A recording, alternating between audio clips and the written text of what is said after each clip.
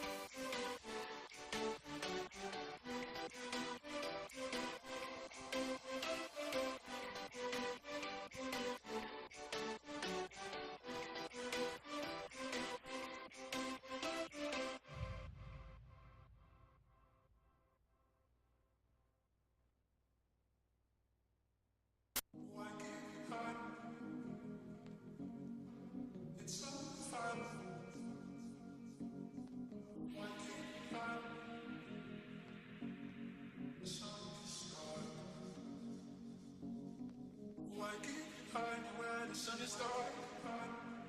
It's so fine, want to know where you are. Why keep me hiding where the sun is dark? The sun is dark. The sun is dark.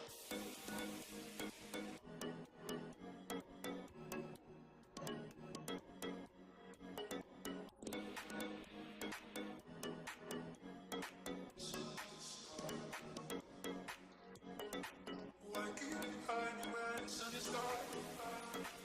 It's so fine, want to know where you are. Why keep me hiding where the sun is dark? The sun is dark. The sun is dark.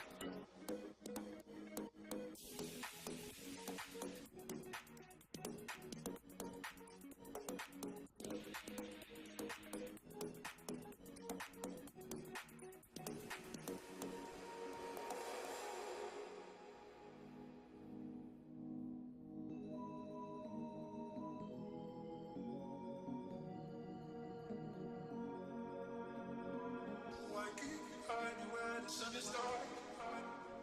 It's so fine, want to know where you are. Why keep me hiding where the sun is dark?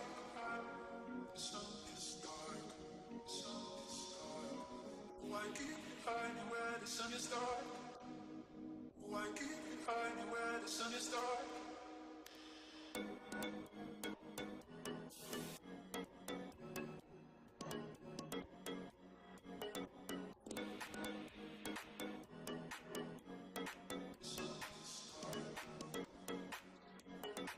Why keep me hiding where the sun is dark?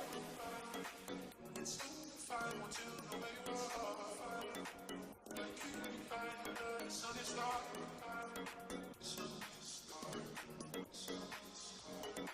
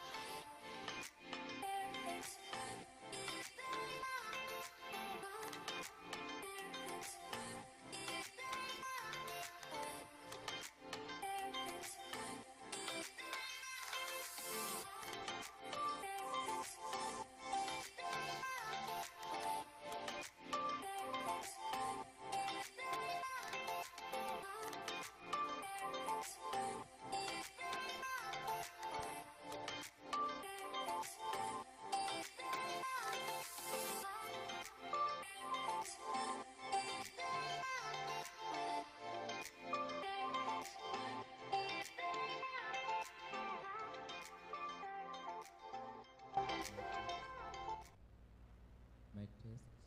1, 2. Mic test. Mic test. 1, 2.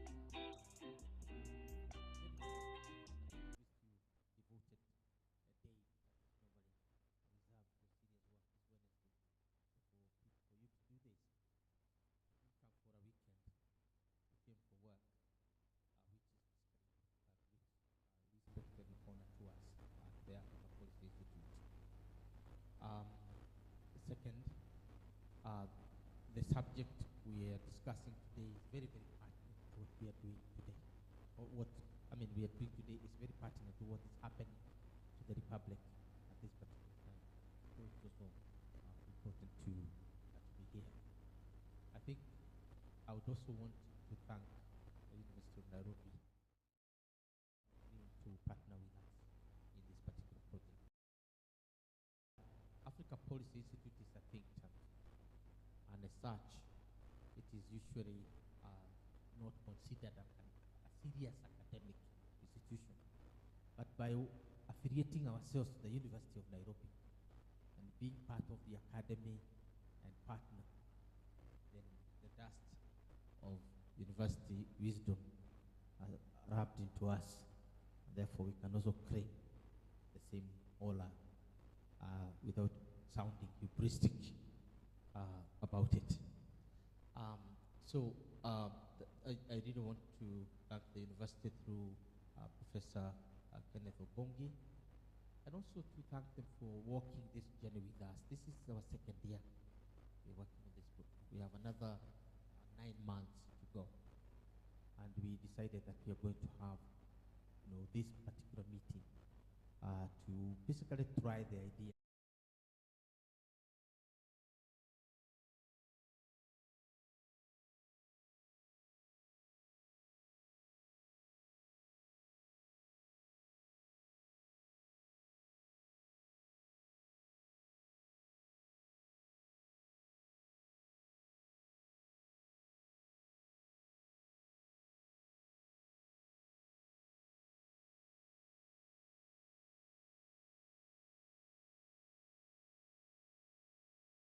We used to fight it and say we are in the secular space, but we've lost the fight, I must admit. That's one. Two, I will not start with the national anthem because I'm sure Mary and others here don't have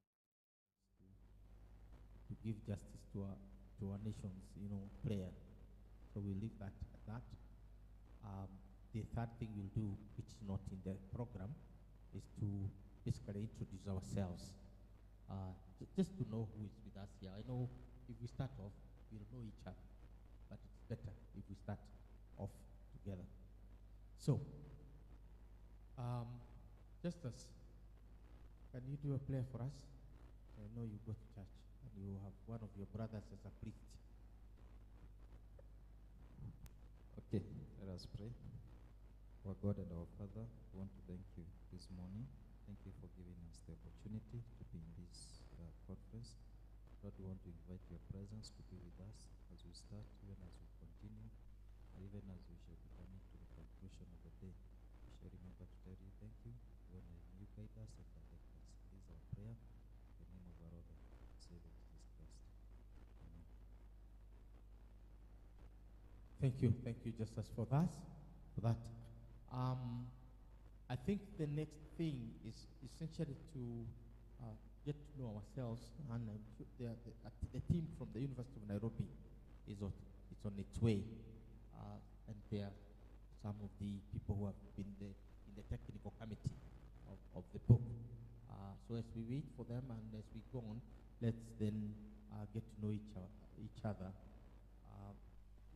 Take time to let us know what you are, not more than 2 minutes. Just as we go clockwise, because I'm told that's God's way. That's what I'm told. Good morning, everybody. So I'm Justus Tuvi. I work at the Africa Policy Institute. I head one of the centers there, the corporate center. I'm also a PhD student at the Chinese University of Social Sciences. Yes. Good morning, everyone. My name is Asumta Mokami. I work at the Africa Policy Institute. I'm a research associate on consultancy basis, and my interests within the institute lie within the humanitarian diplomacy and conflict management. Thank you. Good morning, everybody. My name is Stella Cherop.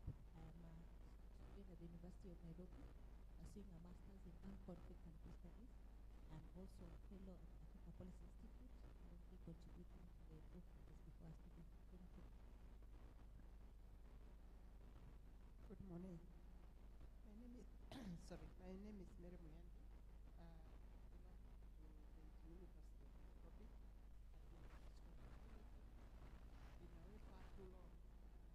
This is my induction back into the world of books. After going through I was before now public information academician.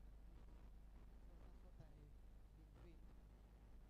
And I can do well enough to induct me.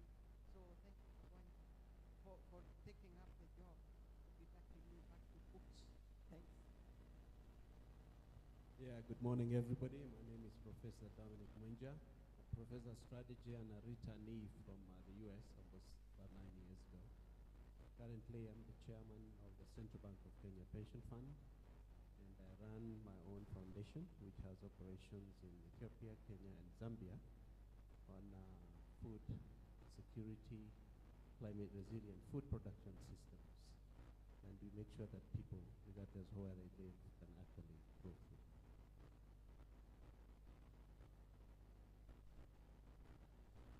Good morning. I am Paul Kurugat from Moi University, Department of History, Political Science, where I grew up. I have many titles out there. Just one to say I'm Paul Kurugat. Yes, I am. Yes, I was Kenya's ambassador to Russia and Ukraine, 2010, 2015, and I was commissioner IEBC and left. That was 2017.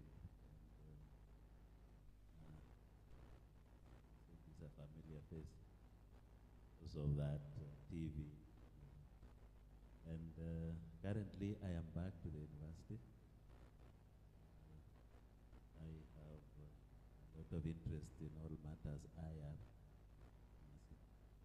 Thank you very much.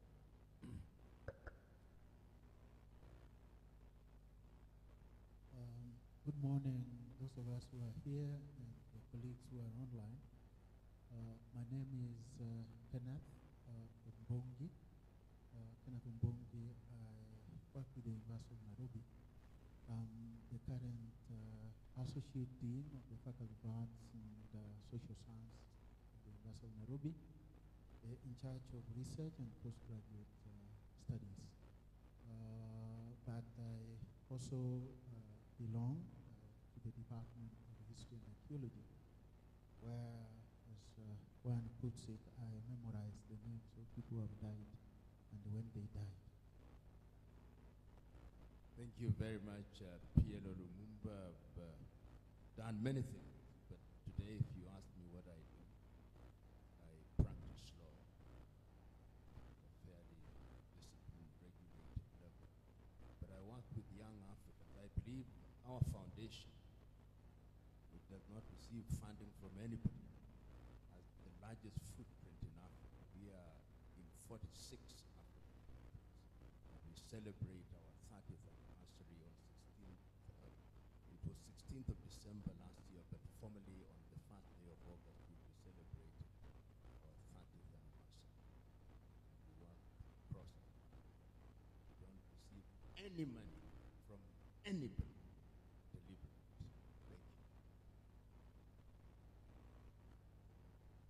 Good morning, everyone.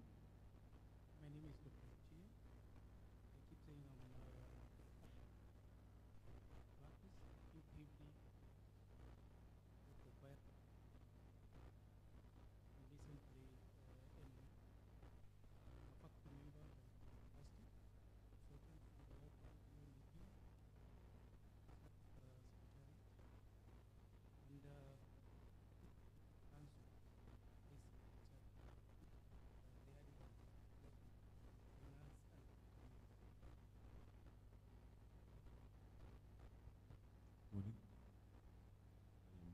Kenneth Orengo. I do many things with Professor. He's my teacher, he's my mentor, and he's my friend. But for this day, I am part of API. I've been associated with API for over 15 years. So both administratively and technically. So I help him run the institute administratively. Yes. Technically, I also help the institute to put together the African Climate Center. So this is now where we want to put the knowledge in terms of climate change and environment policy at a global scale. In terms of the things I do on a day-to-day basis, I work with the Ministry of Health. I am now helping them to streamline and accelerate the delivery of vaccines. So this also involves coordination with a lot of the parts of this world in terms of the healthcare sector. Good morning. My name is Dennis Munene Moneke. I head the China-Africa Center at the Africa Policy Institute. Basically, what I do every single morning is to see what China is doing in Africa and what China and what Africa is doing with China and what China and Africa are doing together. So that's what I do on a daily basis. I also am a PhD student at the University of Chinese Academy of Sciences, where I'm pursuing a PhD in development economics. Thank you. My name is Rabbi Rombo. I work at Africa Policy Institute. I am a researcher and the event organizer for Africa Policy Institute.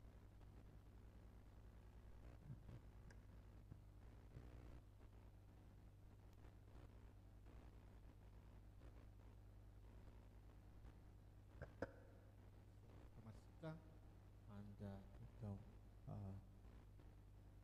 Ondig, Justice Odig Onyango, who will be joining us, plus others we have invited take part. We intended this team to be a very small, close team. In fact, we were asking for a round table more so because out of our circle, we invited about 12 people now, plus our team. I'll be talking about the purpose of this meeting. But let me start by introducing myself and also the entity that has invited you here. I must say that I'm Peter Kagwanja. I don't have as many titles as my brother to the right. And I have pretensions of an academy. I like books. Ali Mazuri, who Professor Piero Lumumba and I admire greatly. We quote him from time to time because of his wisdom. He told us that an intellectual is the one who just fall in love with knowledge. You don't have to have any other qualification. Because every one of us is in the process of learning. Every day you learn something new. But what makes you an intellectual is that you have a very deliberate love affair, serious love affair with knowledge. And that's what we do. Mary, I don't know why you are laughing, but we will have this discussion outside this city. So I do describe myself as a public intellectual. And as public intellectual, it's very deliberate. Because you want to tell the young people who are going to school that sitting at the university, doing your papers, and doing everything you do is not enough. You need to impact on society now. I know we talk about the basic research, which Mahamud Mamdani and others like very much, basic research. But you have to help people on a day-to-day basis move to the next stage. That's why before I came here, I was a citizen, talking about the killings. And now I'm here. Yes, I was here. I was the guest. I was one of the guests at Citizen this morning for 2 hours. Now, so the point therefore here is that I would describe myself as a public intellectual. Basically, I teach at the University of Nairobi. I've been teaching there for 15 years now.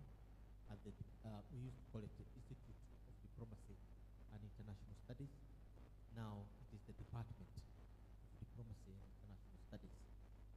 university, immediately I left the Kibaki government. I went to the institute, now the department. Because of this kind of work I do, I asked the chair to allow me to work with people I can work with even in my office, like masters and PhD. And it reached a level where now I teach one course. And I've done that for 5 years, which is science and technology in international relations.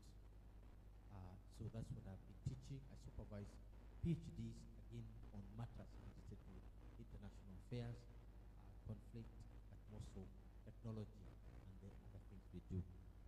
Beyond that, then I head the Africa Policy Institute. I must say I also teach at the National University of Defense, Kenya, or National Defense University. Again, that I've been there for now about 10 years. Because they started as a college, and now they are full-fledged university for the last 4 years. So I teach there. I teach national interests and national security, the interface. That's the course I've been teaching abroad for them. So here at the Africa Policy Institute, I fulfill all the ambitions I have, just in case I don't achieve them before the creator comes.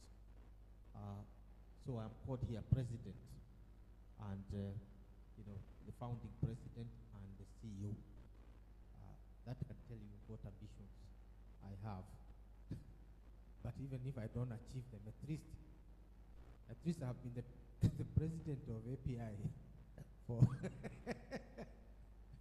I've been the president of API since 2007. So we are almost talking about almost 20 years. So I've been in the presidency longer than President William Ruto. So I've headed the institute from scratch. Let me say something about the institute before possibly handing over to my brother, Ken Obongi, to also talk about this particular initiative. We started Africa Policy Institute in 2006 in Pretoria, South Africa. By we, I mean a team of Pan-African thinkers from across the countries. And we gathered there and thought that we needed something, an institute that would think Pan-African. I was agitated by the fact that I was working for a major international think tank, International Crisis Group. And every time I did a report, I was asked to say what the United States will do in Africa, what European Union will do, what the United Nations specific department would do, what the Commonwealth will do. Nobody asked me what Kenya will do, what the East African community will do. From time to time, they would reluctantly say what the African Union can do. But it was very, very specific. And I thought that from that point, the African agency was not clear. So we created the Africa Policy Institute. And if you look at how we describe ourselves, we start by saying we are a Pan-African think tank. So that you don't make a mistake or even accuse us of being biased. We are a Pan-African institute. And we look for solutions to African problems. We have never pretended that we want to find solutions for the world, because there are many people looking for those solutions from where they are. But for us, we are for Africa. So that's why we also registered ourselves as Africa Policy Institute. Not Kenyan, not Europe, not anything that way. Now, since that time, we have grown. Professor Lumumba, I know what you mean when you say we are not funded, because we took a policy of not seeking any funding from any institution that would tell us what to do. And luckily, all the funders found a way of working with us. So they give us consultancies. And we do our work. And then we give them what we have come up with. They don't tell us what we are doing. They don't tell us how to do it. They don't come to our offices to audit us or to look at our books. Nobody comes to our place. At least my young man who ran the institute for me, when I'm away, will tell you that Nobody. And therefore, we are as independent as such. We have partnership with USAID. We have partnership with the DFI, what do they call this, British DFID. We are major consultants for the UN, for IGAD, for East African Community. We are part of the leading think tank consulting with China. And we are also a think tank that is consulting with the State Department from time to time. They give us consultancies directly through the Africa Center for Strategic Studies. And many more, including African governments. Rwanda from time to time would come and want to know this. They give us consultancy, and we do it. And we do it overboard, and we say we are publishing it. It's not that we're doing it secretly. Whatever we are finding, I'll do it on my Sunday article, The Nation, and we're also going to have it on the table. That's how we work. Because the world of knowledge can be very tricky. You can be serving other people with knowledge, and then you are accused of X, Y, Z. Africa Policy Institute, beyond its ideological commitment to Pan-Africanism and African solution to our problems, is organized around the themes that are relevant to Africa. And the way we work, we don't work on programs. Programs are the ones that are funded by donors usually. We work on the basis of the centers. And these centers, if you wish, the centers of excellence. So we have the Horn Center, which help us to deal with the Greater Horn from Congo, the 8 countries of the East African Community.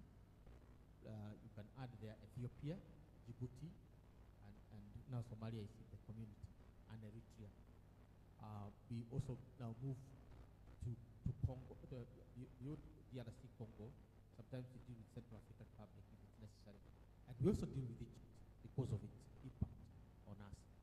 Almost all the countries that are on the Nile, because they touch on us. So we also deal with them from the Horn Center. The Horn Center is our area of empirical studies. It is where we measure our achievement in terms of basic fundamental research. The other thing we are good at in the center, Karibuni. Prof, Karibu sana. We're just starting. So, the other basic thing we are good at is the China-Africa studies. And we have, Pete, you'll introduce yourself in a short while after this. But the gentleman who has come is not your usual, gentleman. He's a very eminent professor who has many people who has gone through his hands. He's like me. He's also a public intellectual, but in a different way, and so on. But we'll be talking about that. So we are organized around those centers. We have distinguished expertise in the China-Africa studies. Actually, to be honest with you, we are among the 3 top think tanks working on China. And if 2 are called, I am sure we would be part of the 2. If we are not, we would be very frustrated. But we know for sure that we are part of the top 3. We are more prominent because we do not only do research, but we also publicize our research and have a very active, communication strategy on Chinese matters. And as a result, what we have is that our center for China-Africa Center is one of the best known now. Not only in terms of what you could call, that it is doing China, but publication. We insist on publishing. So, like this year on, we have a whole book on the power of minerals, and so on. Today, we have just, as we speak, a working paper is coming out on what we are calling the, standard gauge railway economic network, economic belt. It's a belt. And again, we do empirical research. We publish a monthly report on monitoring, which is the China-Africa report, based on research by our, observatory on China-Africa studies or activities development. So Ken has said he deal with our climate center. So climate change is a big issue. So Ken, who is a scientist, among us, Ken Orengo, is a person you know. Ken Orengo heads that for us, besides being assistant to myself in the institute. So let me talk about the centers there, because that's essentially what we're doing, and then come to this one. The bridge is the center. Last year, we created a center for presidential studies. Last year. The Center for Presidential Studies is a partnership between us and the Department of History at the University of Nairobi. So we have an MOU between Africa Policy Institute and the Department of History and Archaeology at the University of Nairobi. And this project is a project that Africa Policy Institute has, but which is executed in partnership with the University of Nairobi. Peter, we decided that we are going to have the first facility for postdoctoral studies. So all the students who had done their doctorate at the University of Nairobi, the department, were co-opted into this project as part of their postdoc work.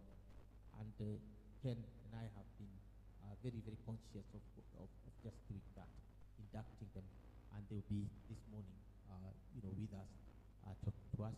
We also have a couple of MA students from the University of Nairobi, the two of them, and so on. And we have two doctoral students from the API itself. One is at the other end, Justice, and the other one is Dennis on the other end. So that's now the first crop of this particular initiative. And so two postdocs, two doctoral students who are ongoing, and two master students who are still ongoing. So the Center for Presidential Studies is a very ambitious initiative by myself and Ken Obongi. And the reason is, we've seen a lot of moves happen. And Americans and others introduce those kind of initiatives. Tell the presidents what they are going to do.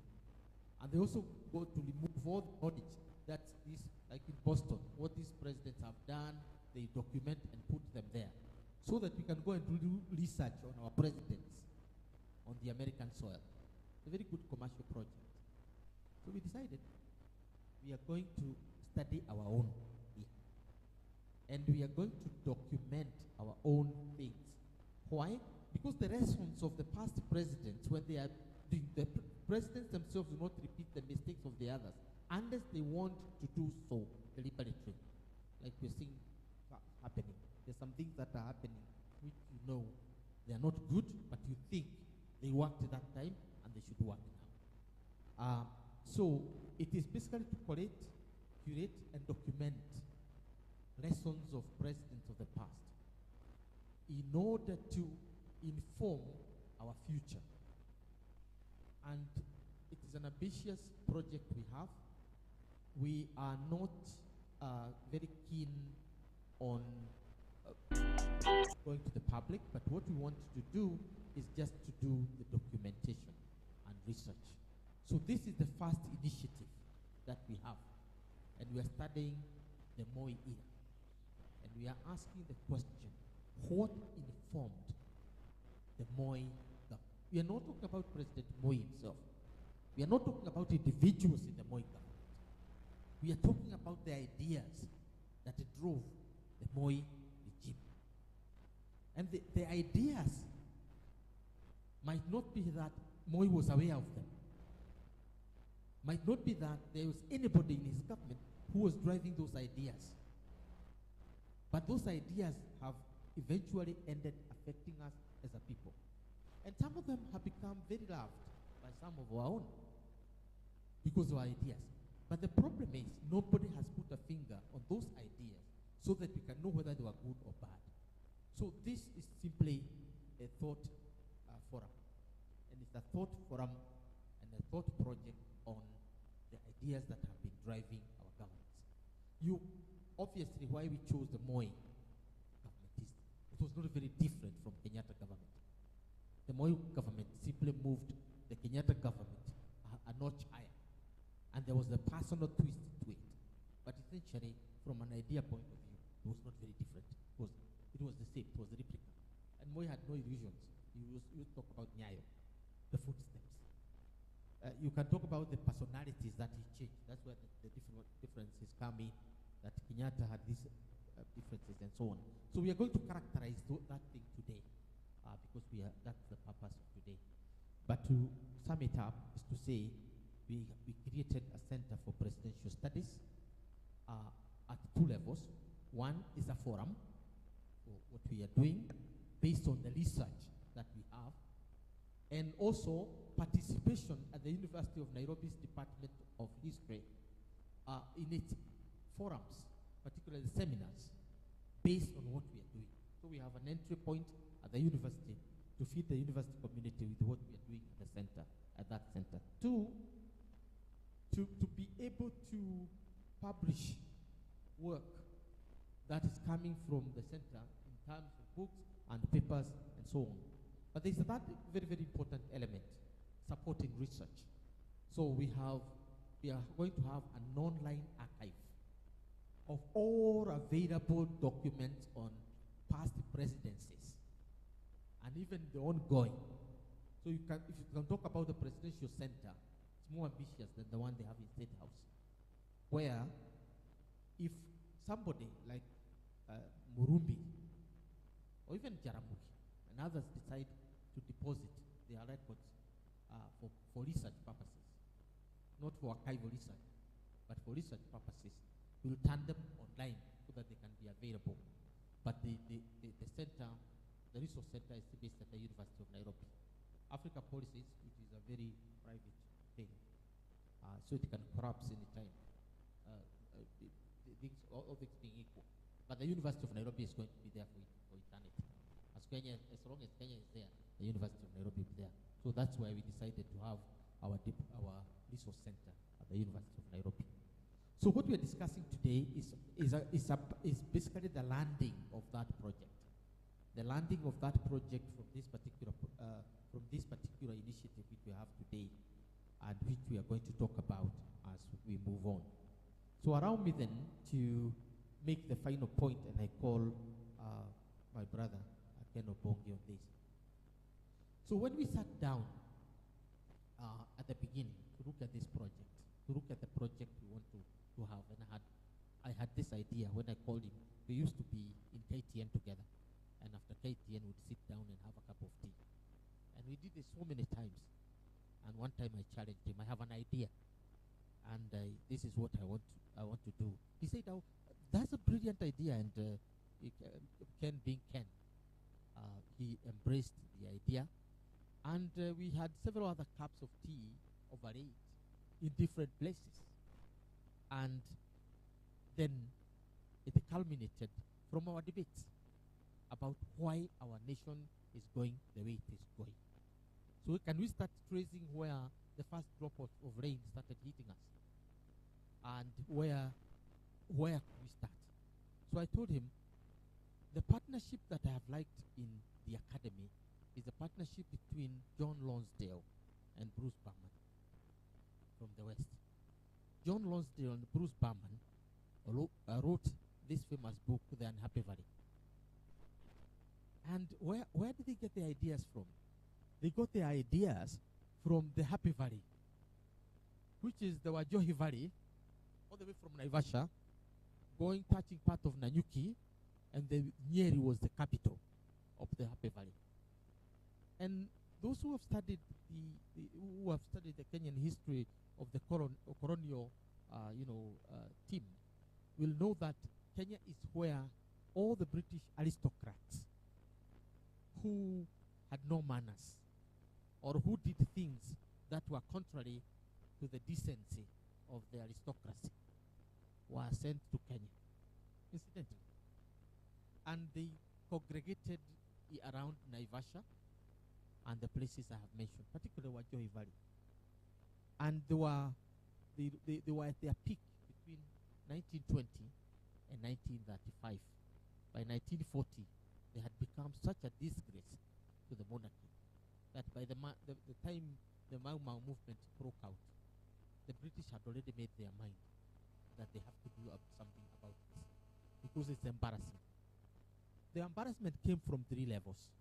One, you have these obnoxious stretches or swaths of land which you are not using and which you are not cultivating because you are every day on a three-piece suit and with a pack of dogs on horseback. If you are not on your horseback, you are in a holiday with somebody else's wife, not your own. And therefore the greetings in Kenya at that time were, are you married or you live in Kenya?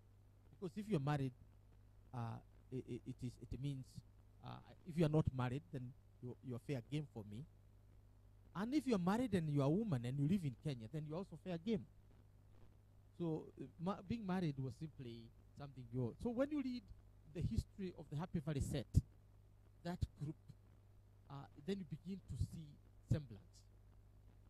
Now, the Happy Valley set had the characteristics that I've mentioned. You want a lot of land, so that when you go to the club, you say how many acres you own. Two, you wanted to have power. So with whom are you related to in the monarchy? Who is your cousin? Who is your brother? Where did you have your lunch? No, we had our lunch in Paris. We met in London. We were in New York together. You know, that kind of club culture of power. Not just the political power, but this other power that is gotten from status and hierarchy and so on. The third thing was decadence.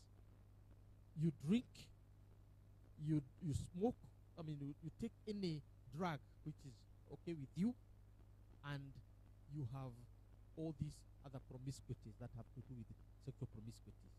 And these are documented.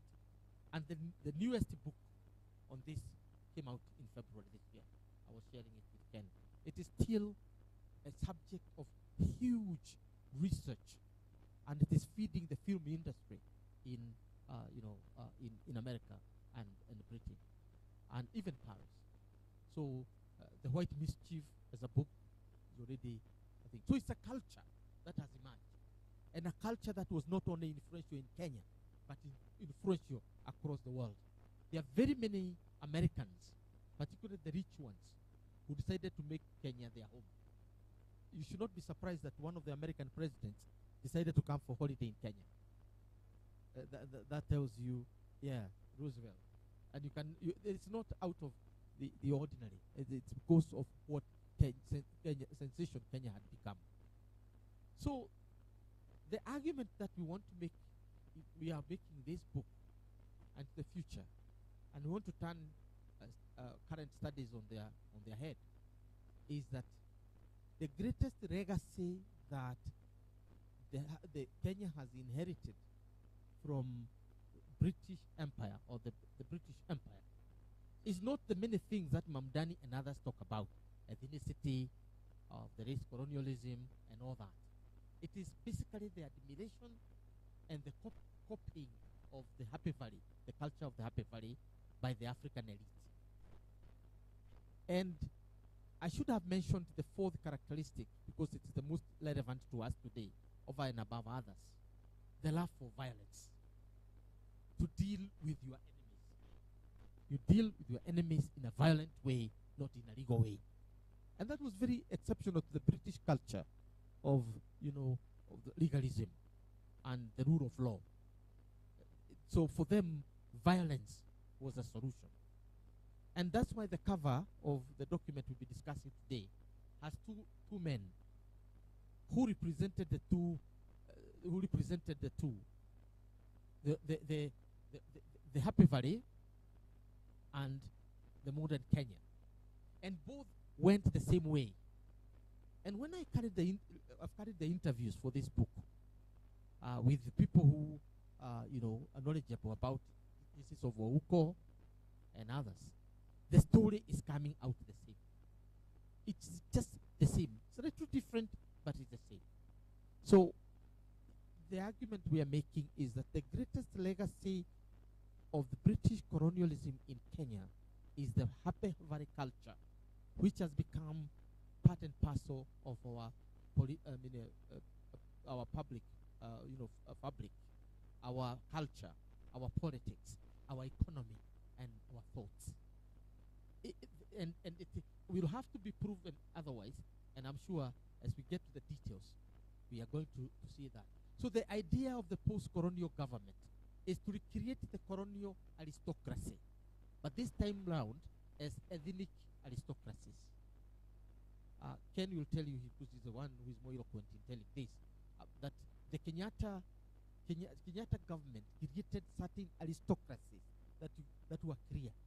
And the Moise government's role was basically to replace those aristocracies with their own, and basically adjust them to their own particular issues within the Kalenjin community. Because the Kalenjin community has also its own internal divisions. These are the Nandis, these are the Tugens, these are the Kayos, these are the, so they just conditioned it to the hierarchy of power within the Kalenjin order of things. Kenyatta had also done the same, conditioning them to the Kikuyu hierarchy of power. It is Gatundu, it is Kiambu, then it is the mainland Kikuyu, and then the Nakuru. And when you look at the personalities and everything, that's how they did. Then, of course, they built it on the architecture of the British colonial system, which they did not change.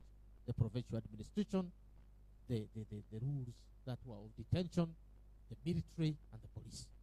But they maintained a deep culture of aristocracy. So these are ethnic aristocrats. And the culture of the ethnic aristocracy is deepening.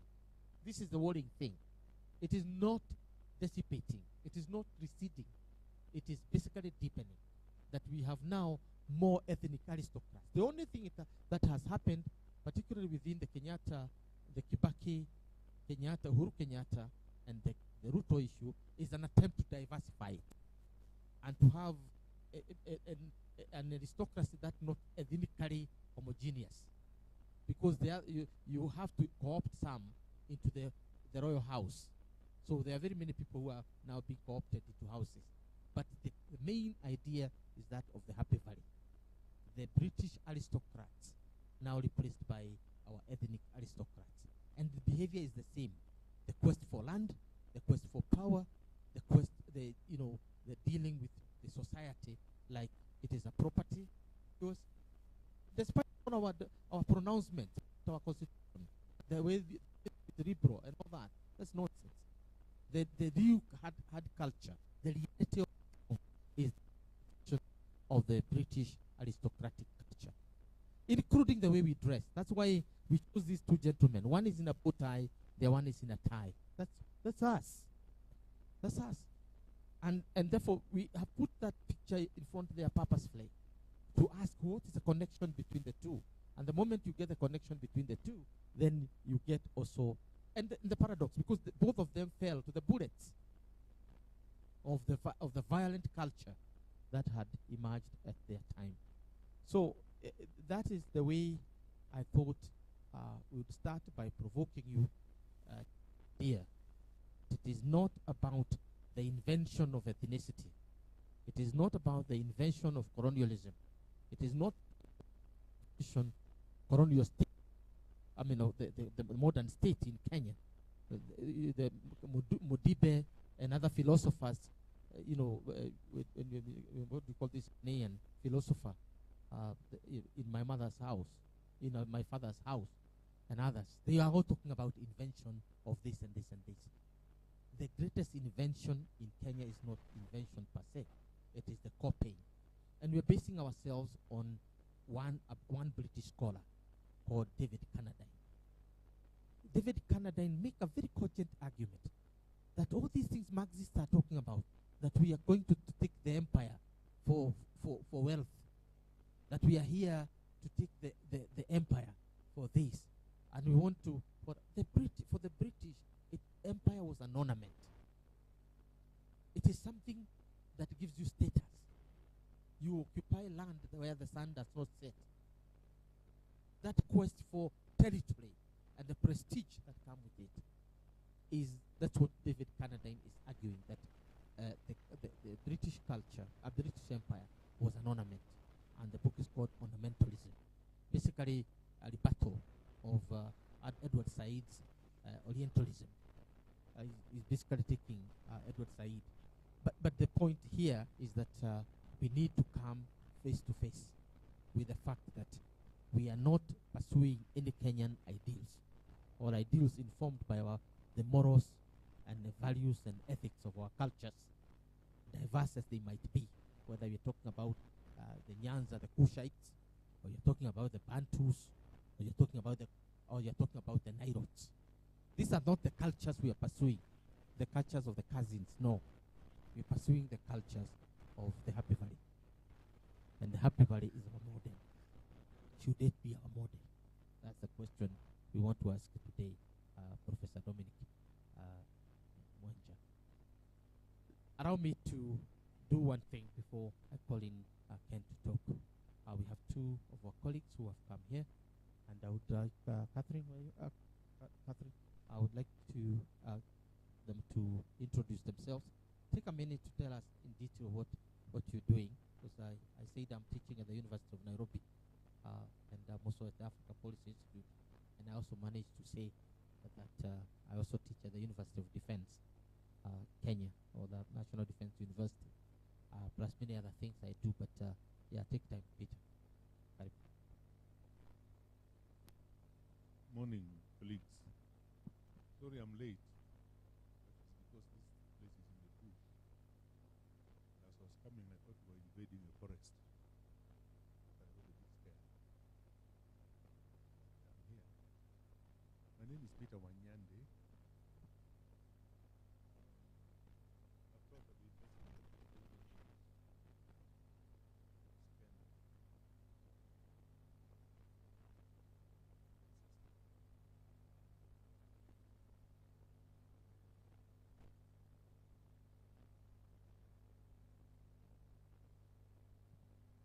So I've taught the University of Nairobi in the Department of Political Science. Came from the city 2 years ago. Now do two things. One is working at the center, Shalom Center for Conflict Resolution and Reconciliation, directing research activities there. Is located in Karinde,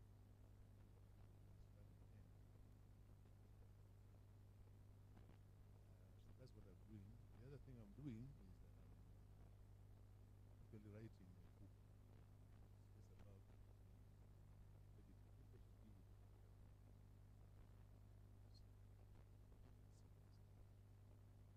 so that is what I'm doing, and so I was very keen when my namesake here invited me to come and be part of this. I kept wondering what is it all about. But I've now understood what it's about. Thank you very much. Yes.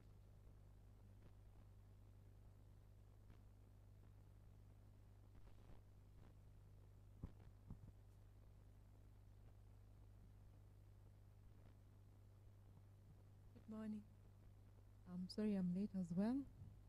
I was trying to monitor the political situation. Because where I come from, it's a little bit interesting. My name is Stella Musioka. I am interested in global inclusion and social development.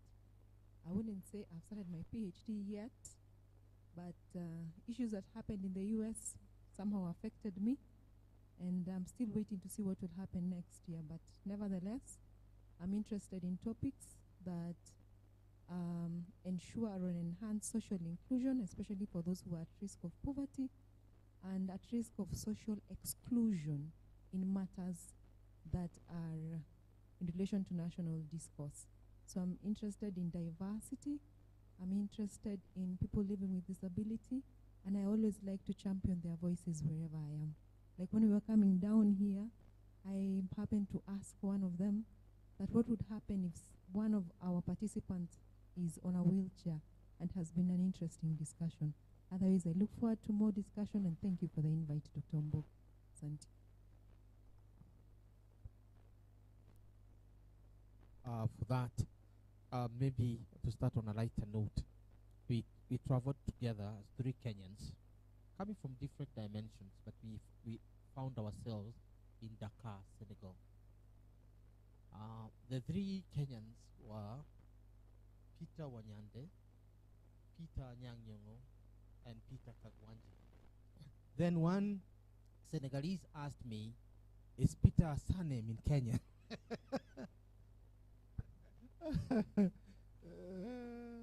That is a good one. Thank you, Prof. Peter Kawanja, and thank you, Professor Wanyande, my teacher. In fact, there are now two teachers of mine in this audience. Should begin to behave.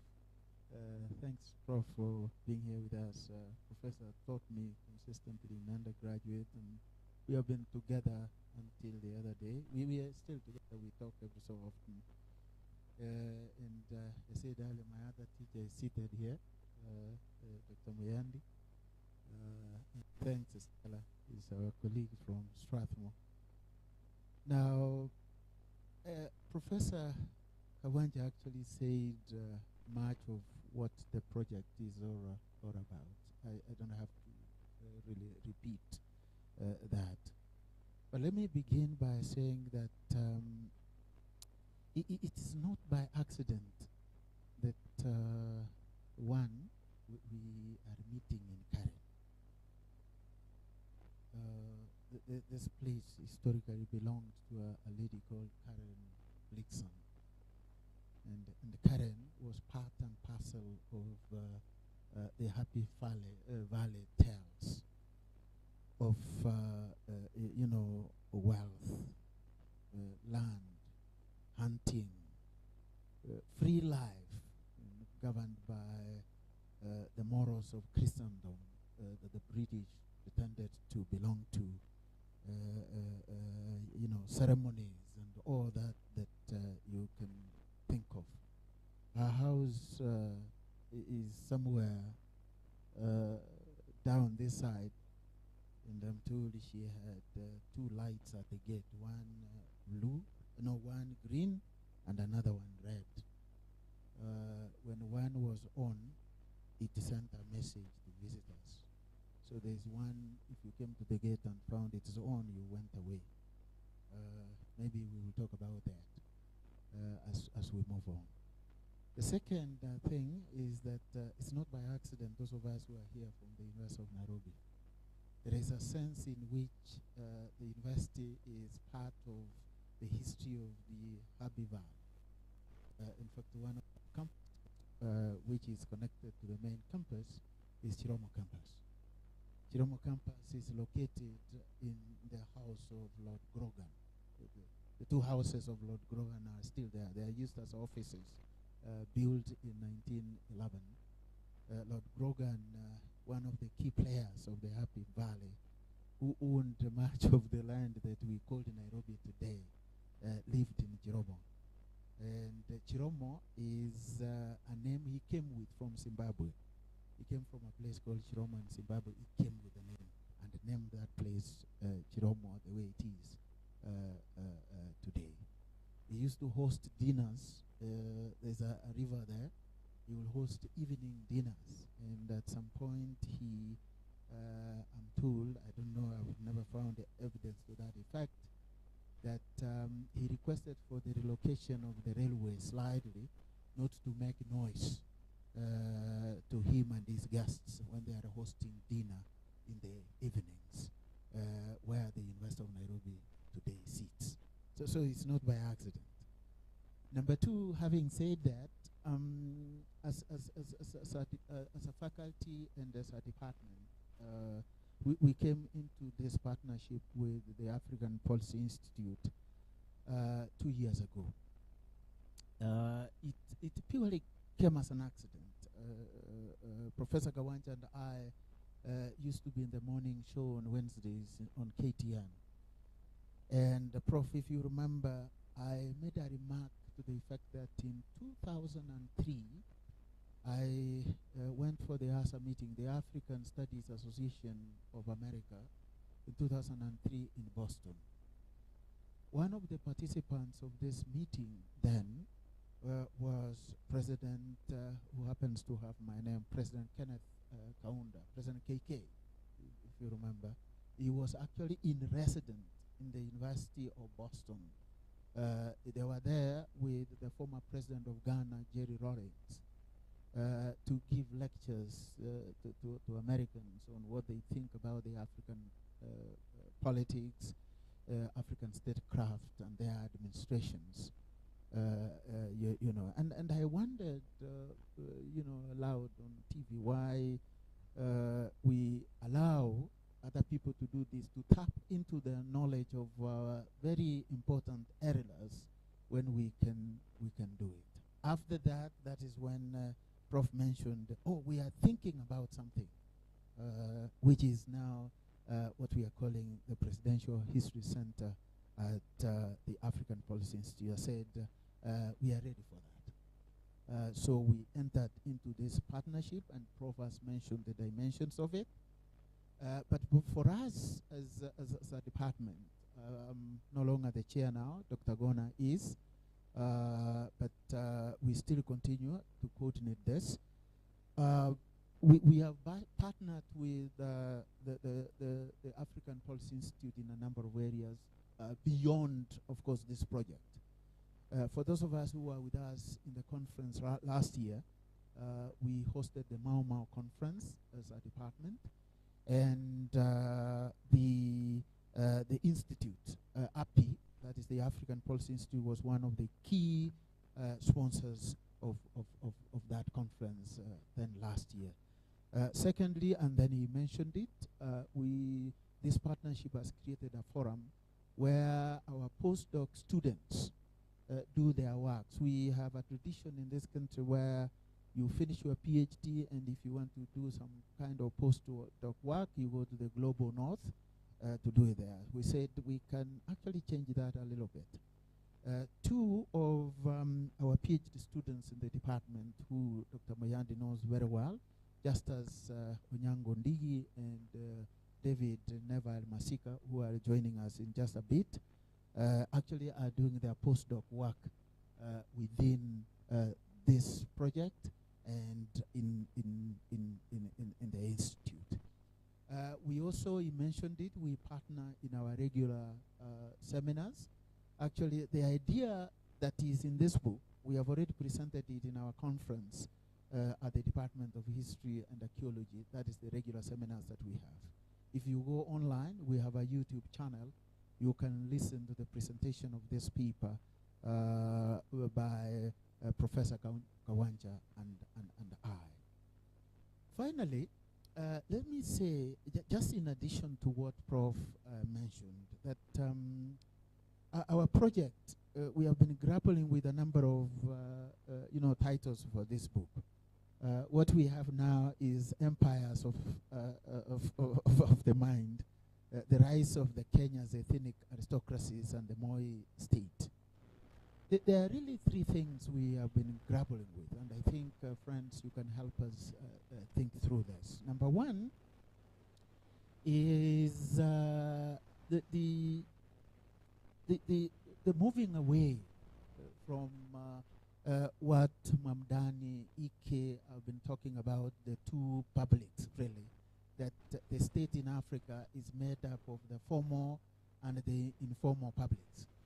And both influence statecraft in very fundamental ways.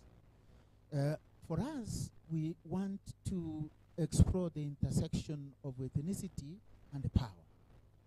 And for example, during the Moi era, we seem to suggest that the Moi administration saw the rise of ethnic aristocracies that blended ethnicity, authority, and wealth in ways that resonates with the traditional British understanding of aristocracy, but it moves away from the trappings of wealth, land, hunting, and all the ceremonies that are associated with it, and it touches on ethnicity.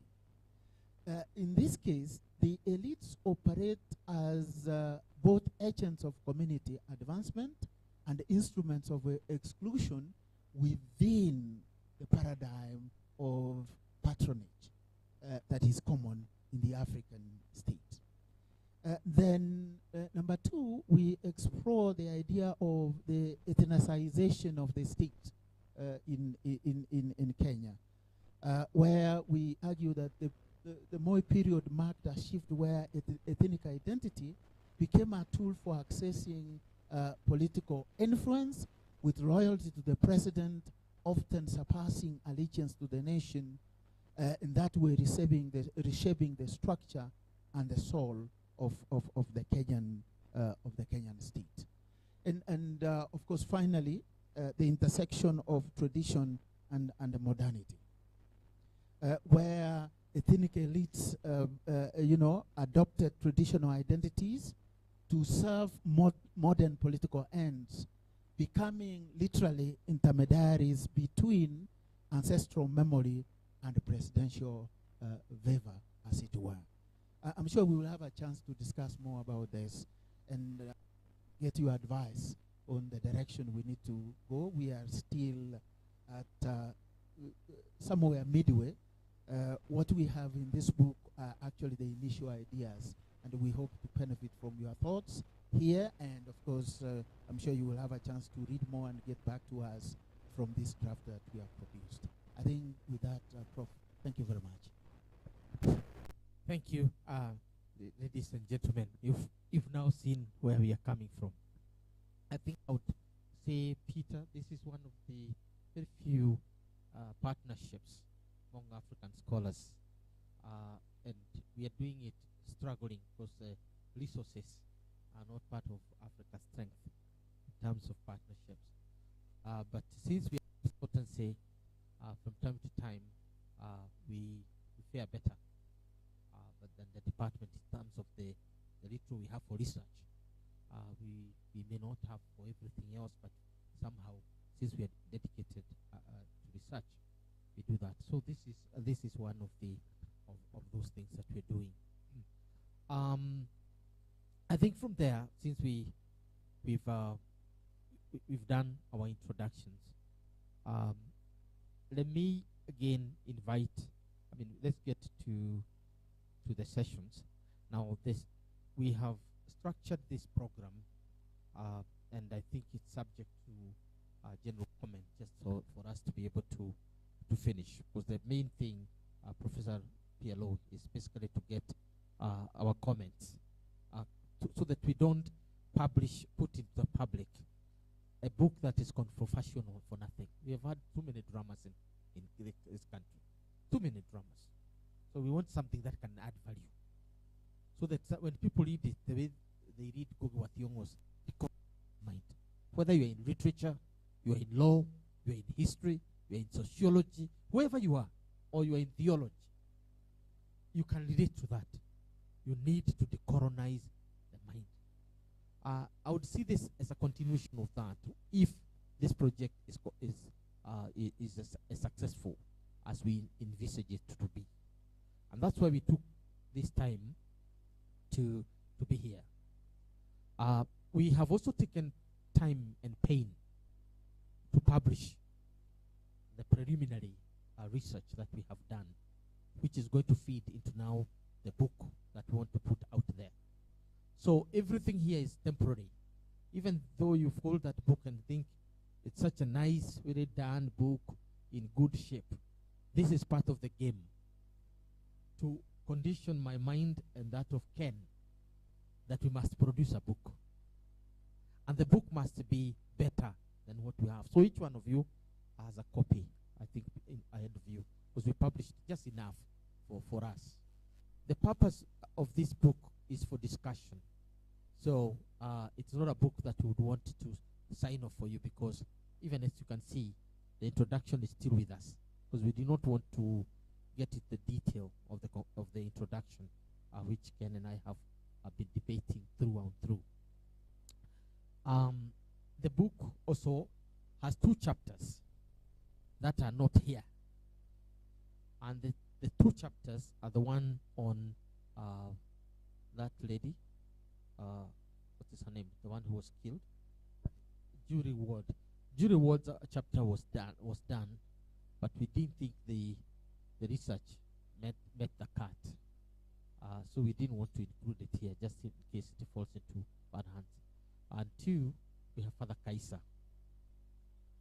who, again, the chapter was well done, but we think that there's more work that needed to be done in order to be included in this pantheon of chapters that at least meet the cut.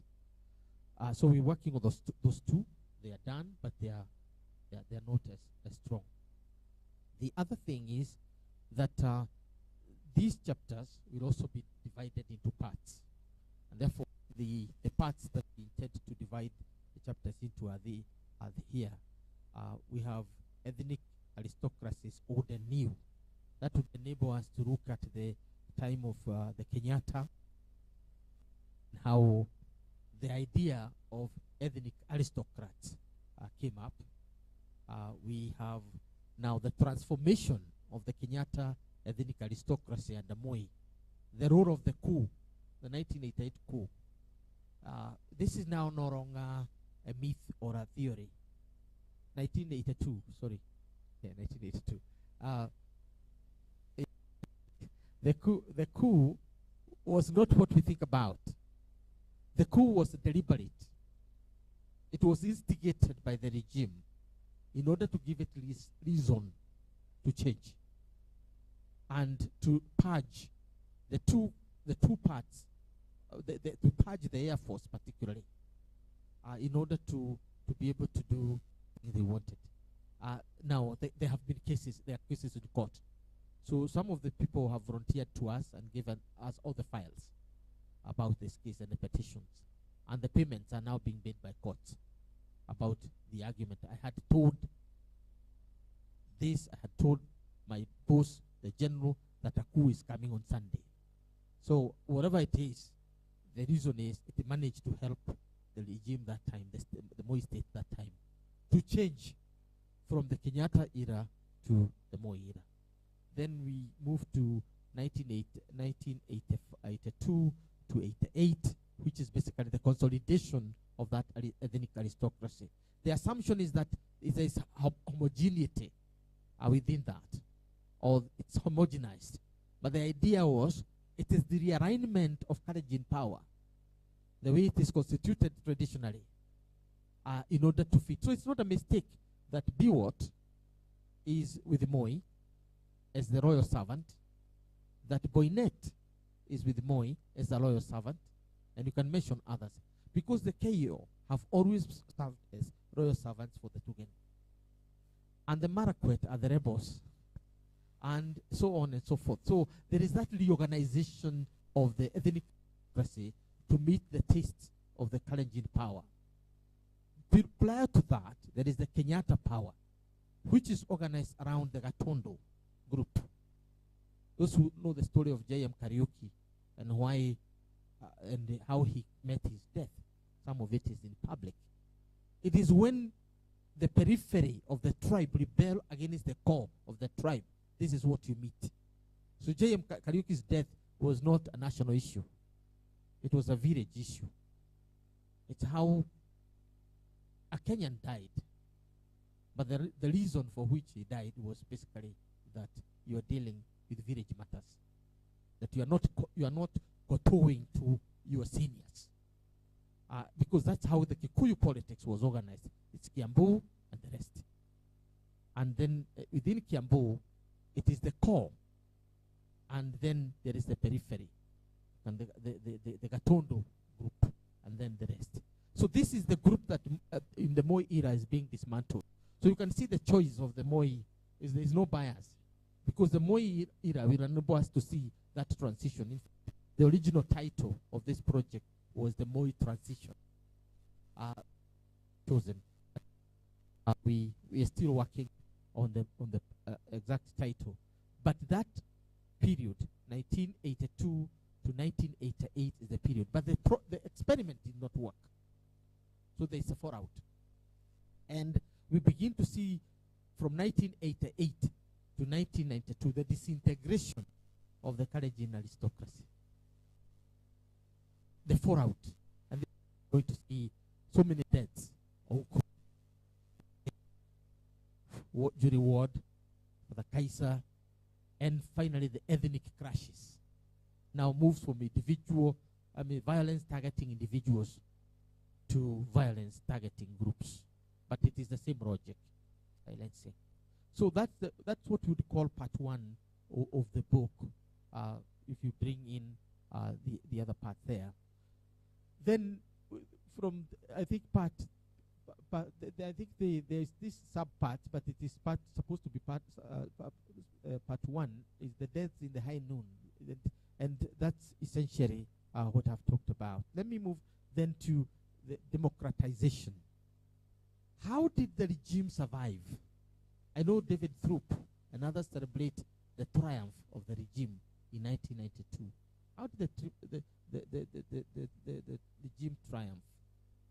But is it the regime that triumphed, or the regime reorganized itself? So we want to see the reorganization of the Kalenjin aristocracy in order to meet the challenge of the multi-party democracy. Some people became scapegoats. Others were dismantled. So when you get like Andrew Morton's, the book about Moi, and so on, this is generally the case of scapegoating and whitewashing, because somebody has to survive, because you don't want the regime to fall. So that re-engineering of the Kenyan state after multi-party democracy meant that there had to be a parallel reorganization of the Kalenjin aristocracy in order to meet the challenge of the time. And we see the birth of the Cushitic Alliance at that time, which is now being touted about Cushitic Alliance, and the parallel response by the Bantu Alliance. So that space enables us to understand from 1994 the Kalenjins cannot rule by themselves because of the dynamics of the new multi-party. How then do you organize your community within that concept of ethnic aristocracy? So we see Moi's first attempt is basically to organize what they're calling Kamatusa. So you bring Kalenjin together, the Masai, the Saburu, and the Turkana. But the numbers don't end up. Then you bring in something else called the Pastoral Alliance. Not necessarily a mega tribe, but an identity. Again, the numbers did not end. Why? Because you need to govern in parliament. You don't have to have seats. So you had to extend the Nilotic Alliance by going to Nile. So what Bethel Ogot would call the G speakers. So they organized that, and that's the origin of the cooperation, the so-called cooperation, which is, I think, continuing to date. Now, with that kind of a thought, what does not come out is the reorganization of the idea of ethnic aristocracy. Now, who are the aristocrats? Because they are the barons, they are the top ones and the lower ones. Who are the top barons and who are the lower ones? This is the language that you begin to see. So the 2002 rebellion by Raila Odinga and the group is basically the rejection of a minor place in this aristocracy. And the rest is history we're going to talk about. So that democratization, the reorganization of the Kalenjin and the reorganization of the Kalenjin ethnic aristocracy is important. And then we have the expansion and fall of the aristocrats. So we are assuming that 2002 is the fall. Obviously, when the book is finished, we are going to get the criticism, and we accept it, that the aristocracy did not fall. It is simply retreated. But we don't want to go that way. We want to see that at least by 2002 December, the Kalenjin aristocracy accepted that it has lost power. And now there is a reorganization or attempts to revive the Kenyatta era aristocracy, which did not work. An attempt to reassert the power of the Kalenjin aristocracy after 2007, which did not work. And an attempt to reorganize the two, the Kikuyu aristocracy and the Kalenjin aristocracy under Uhuru Kenyatta, which worked for a while but fell apart, and the Ruto rebellion, and finally, we today have the attempt to reorganize the Kalenjin aristocracy with the rules as the clients and the Kalenjin as the patrons, which is again facing its headwinds. But that's not what we are going to document ourselves. We'll stop at 2002. Possibly in the future, one of our students, one of the people who come from this school, are going to help us see what we can do. So in short, that is the program we want to look at today, the issues, and will be led by those of our technical people who have worked with us, largely from API and Africa Policy Institute, because we use the two institutions to do the basic research. Much of the study you find here in this book is based on two things. One, a comprehensive review of existing literature on the subject, using what is available. We are lucky also, because of the internet and other things. We are luckier than the older generations, that we can access primary materials without necessarily leaving our workplace. And therefore, we have also been able to incorporate much of that. And I have, myself and Ken, have started doing some interviews. So we have done serious interviews with some of the people who are working on some of these issues. But we thought before we get there, let's get the fundamental questions where there are gaps. Because Kenya is, to an extent, over-researched. There's a lot of research on Kenya as a country, more than you have on Uganda, or you have on Ghana, or even South Africa. Kenya has been a model case for study, for obvious reasons, that we have been touted as a success, and at other times as a country also going through very serious pains, and therefore that has been the case. So we thought that if we go our way and now do the questionnaires and the way we do it at the university level, we'll need another 5 years. So what we need to do is to go for focused question. Peter Wanyande, this is how you are involved in this. The question is either 1 or 2. The one that are total competence. So part of this forum is basically an attempt to filter, the issues as they are, and to know who is best positioned to have a cup of tea with us on that matter, which touches on us. So it's another kind of, if you wish, innovative research methodology that enable us to get to everyone. We are also lucky because Kenyans, for the first time, have decided to write. There are more autobiographies and biographies, some done by individuals and others done by, through, help, which Kenyans are kind enough to acknowledge. Like if you wrote this book with Professor Kagwanja, then you say, this is my story, but I was helped to write it by Professor Kagwanja. My friend Kare Batemi and others have done a good job to help those, those who lived those times, to document what they have done. I worked with Michuki, and I asked him why he has not published his autobiography, and why he's not willing to work with me to help him to write his autobiography. He had invited me to discuss him and the problems he was having with the media and misrepresentation. So I told him the best way to kill all these things is to publish your book so that people debate you. He told me, no, if I write everything that I know truthfully, I'm going to be at war with everybody. And if I write what I think I need to write, I'll be lying to the public, because there's so much I will not have said it. So I don't want to go the way of Jenga Karume and from charcoal to gold. That's what he told me. So I want you people, when I'm gone, write what you think and write freely. That's what he said. Obviously, there are some who have been courageous enough. I read Eliud Mahehu's autobiography, and I think it's one of the best. Why is it the best? Because he has spoken the truth as he knows it, without really pulling punches. But he did not publish it himself.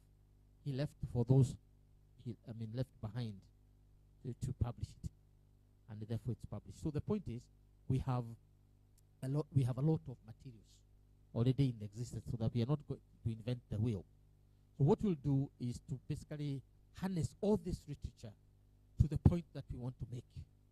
That for Kenya to move on, we need to discard the legacy of the Happy Valley.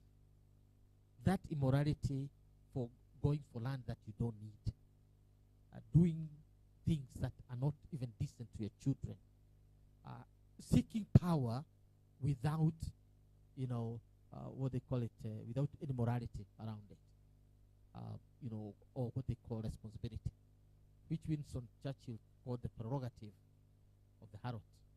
Power without responsibility. That's what he said. It's the prerogative of the harlot. And that's what we are doing here. You know you are getting power, but you're not going to serve people. That you know.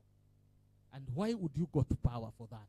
It's because you want power to serve you, not to serve the people who you are saying you want to serve.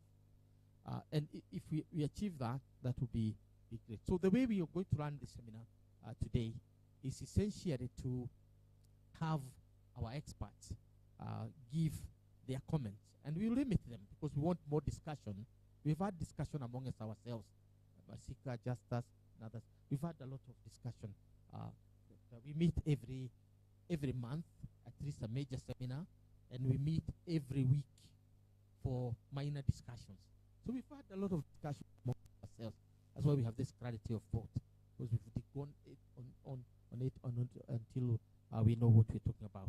But essentially, we want to hear more from those that we invited. So we are going to keep it to the level of provocation. You're provoked enough to have something to debate with us. So that is essentially how we are going to do it. I am sure there are some who have just come, and maybe if it's okay, we can have a quick introduction, very quick, and then we can. Catherine, is the tea coming, or we can? It has come. It's coming, so we can have the first session. Very good. So we'll have the first session, and then we have a cup of tea, and then we move from there. So. Good morning, everyone. Masika David from the University of Nairobi. No, we expected you to say something more. Imagine you having a bio at the back of your book. What is it going to say? The brabs there. You're Masika from the University of Nairobi. You peel potatoes there. You're also responsible for cleaning boots or something like that. Whatever you do. And that's that's what we are talking about. Thank you.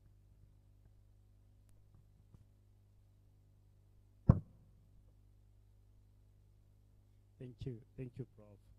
I actually don't know what you want me to say now, but Masika is also working on this project, particularly the chapters on the coup and cooperation, and we expect to hear more from the audience so that we can enrich those chapters. Thank you.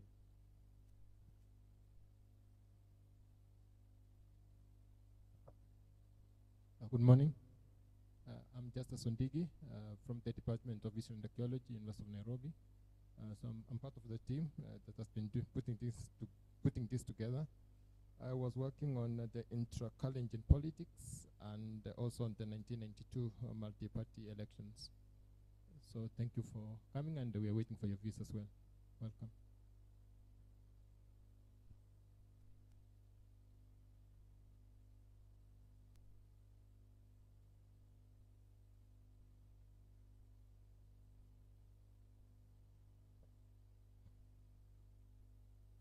Good morning, everyone. My name is Mbugwa Nganga. I'm the editor of the Nairobi Law Monthly. And I'm also a student, a master's student at the Aga Khan University, pursuing a degree in media leadership and innovation. I am also a published author with more than 20 titles, including about 5 or 6 biographies. My most recent book is Rigathi Gachagua and the Politics of Betrayal. It came out in January. Yeah, but we are also working on another project about politics in the Rift Valley. See, he's faster than us. Already we have Rigathi Gachagua book. Does it include the cousins?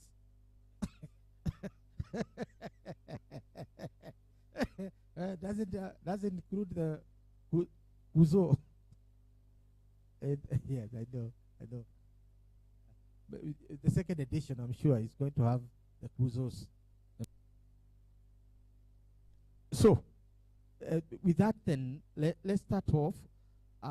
Just for the purpose of interest, then, if you could give us 3 minutes, but because I've basically said about the things, we've gone over this because at the University of Nairobi, we gave a joint seminar, Ken and I, and we explored those thoughts.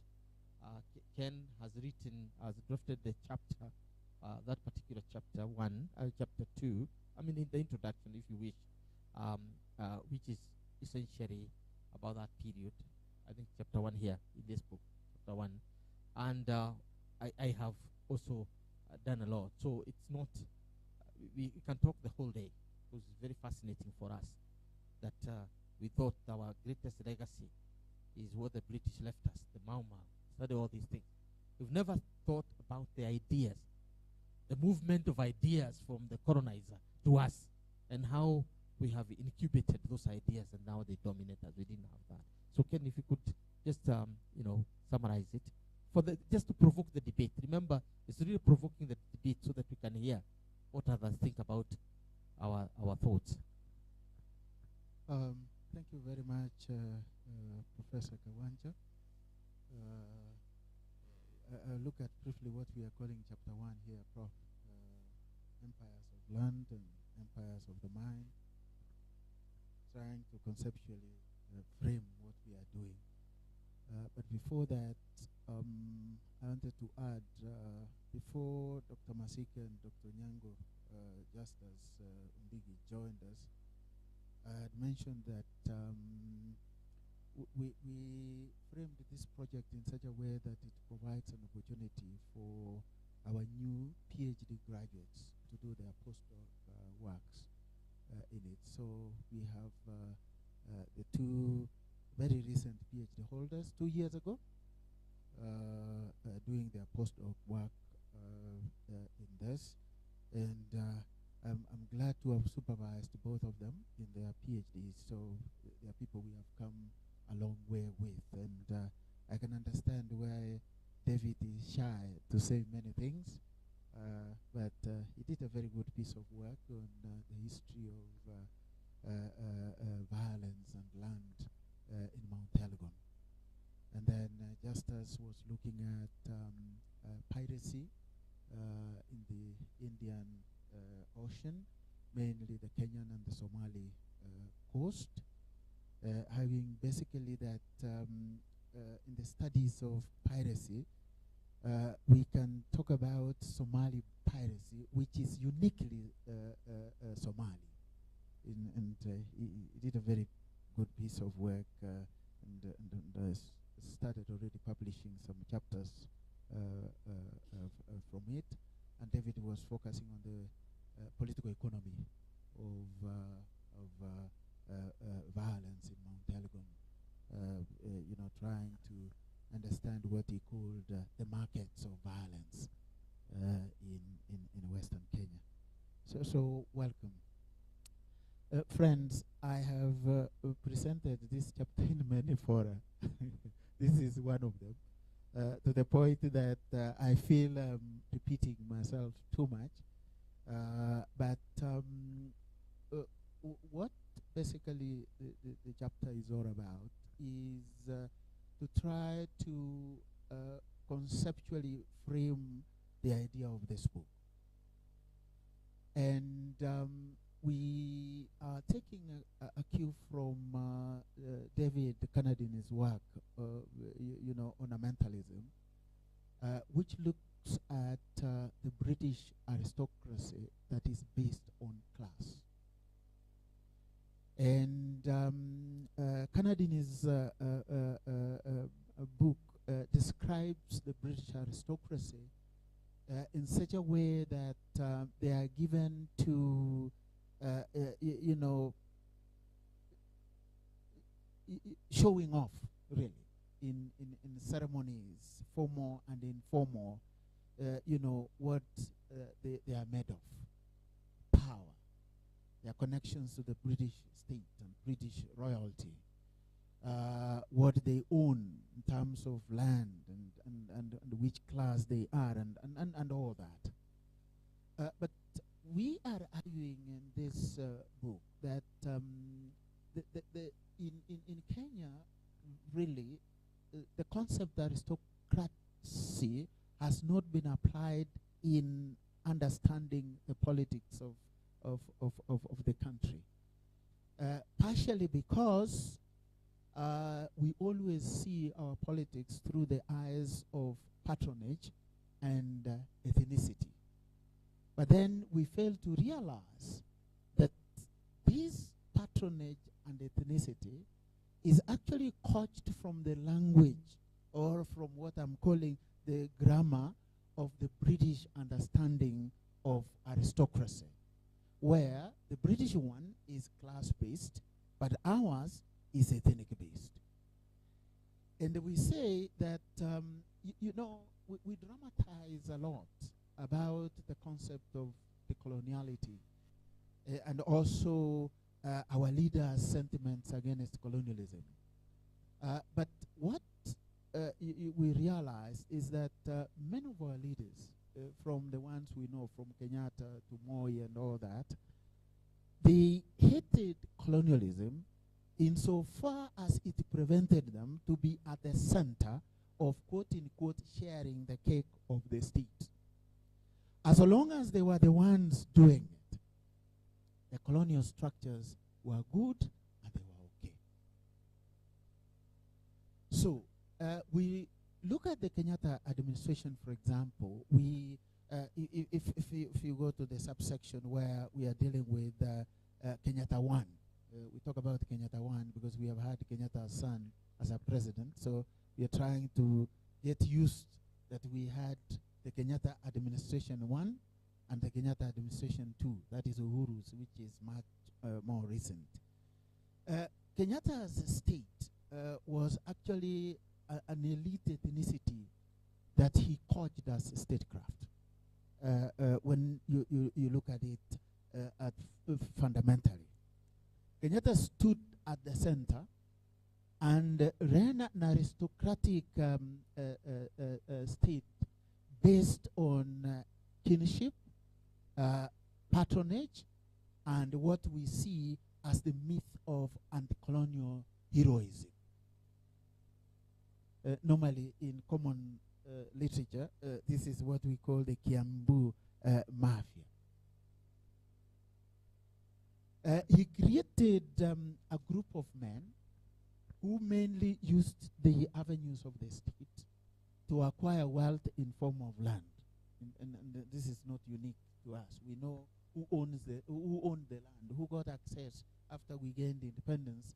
There was one group of elites who were talking about redistribution, you know, and there was another group saying, don't affect the status quo the way they were. Let's transit. Let's not, you know, wreck the ship at this alley. The colonial state was good. The structures were okay. It's only that the Wasungus dominated it. Now we are in charge, and we are the people. So what Kenyatta did then is to centralize that power among a group of elites who were related to him. And we have gone into details describing who those were, which I don't want to go into. If you read page 8 page 7, page 8, page 6 there, you find the descriptions of that. But then he would not actually survive without extending this through patronage to the rest of the country, where he recruited other aristocratic groups that came with the goodwill of their ethnic communities to bolster Kenyatta's state. These guys were used as henchmen from the rest of the country in order to support Kenyatta. But the ones at the center were actually his very close, neat, kinship cemented group, mainly from Kiambu. When Moi came in, this is what he wanted to undo by following the strategies that Kenyatta did. I've always said, and I mentioned this somewhere, that Moi came in from a point of weakness. That's what I deal with from page 9. Moi's empire, reinventing aristocracy without heritage. Implied in this is that Moi comes from a very tiny minority community, even among the Kalenjins, the Tugen. He lacked the quote-unquote the aristocratic credentials that men of the Kalenjin politicians, particularly those who came from the Nandi and the Kipsigis part of the Kalenjin community, had. So what he did is to try and rebuild his influence from that point of weakness in such a way that he recreated the Kenyatta state by replacing the Kenyatta ethnic aristocrats with his own. He was not very successful in the beginning. So what he started with is actually very populist programs that more or less maintained him in such a way that he survived up to 1982. You'll be surprised that among the interviews that we have conducted, I want to look for somewhere to read for you. Page 11. Let's go to page 11 of this document, of this draft. Paragraph 2. I'll read the whole of it. In the aftermath of the 1982 coup attempt, Daniel Arap Moi's response was not one of democratization, but of a strategic reordering of Kenya's political landscape. This period marked a pivotal moment in Moi's consolidation of power, wherein he sought to establish a new ethnic aristocracy rooted in the Rift Valley. The coup served as a catalyst for Moi to reconstitute the nation, using the crisis as an opportunity to dismantle the existing power structures and replace them with a system that favored his Kalenjin base. The alacrity and haste with which Moi moved to reshape the state and create a semblance of Kalenjin centrality in the post-1982 period somewhat invites conjecture that the coup itself, whether fully authentic or not, may have served or been crafted to provide the necessary pretext for radical reform and transformation aimed at ensuring his political survival. The interviews that we have conducted, which will remain anonymous for now, some of the very senior military officers seem to suggest that there is a way in which what we call the 1982 abortive coup was actually instigated. For example, the chief of the head of the military at the time, it so happened that the day the coup happened was in his home with the consent of the president. the head of the military, of the army, was also in his home with the consent of the president. They are asked to go because they don't do that if he doesn't permit them to do. It is also clear that the commander-in-chief had already been given information that there is some level of disquiet. But apparently there was some kind of tactical inaction, both on the part of the commander-in-chief and the top military brass. Look at the people who are leading the coup. Fairly junior officers, Ochuka, Oteyo, and others. And the day before, it is said, actually they had drunk. That's why most of the soldiers who came to the street that Sunday morning, most of them were drunk.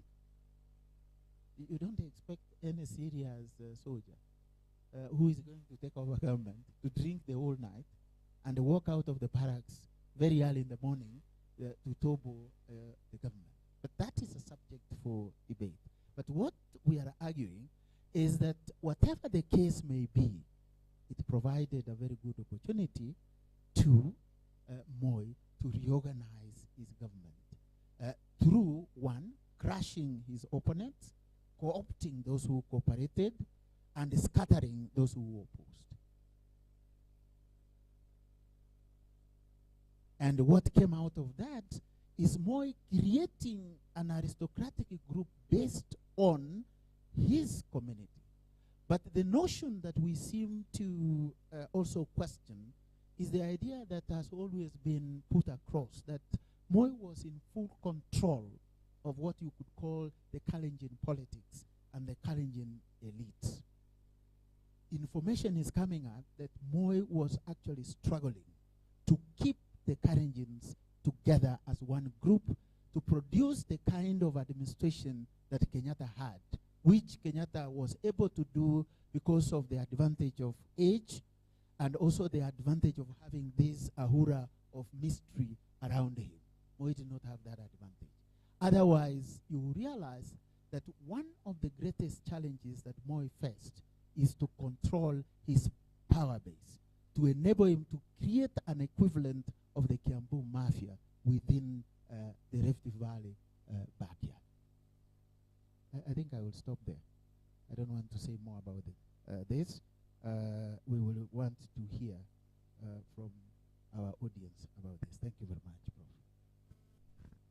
So, I think with that, given the remarks that we have made, which was being lengthy, and the discussion we've had, I would then open the floor for preliminary comments. We're going to be at this for much of the time, because we're going to get more provocation from the more detailed chapters from the authors. I am still waiting to hear the story of the chicken. The story of the chicken is how, I'm told, you'll allow me to give it. Nobody knew who killed Muge or how Muge died until the chicken came and perched on the person who killed Muge. And then the same chicken attended the funeral and refused to allow those who killed him to come near.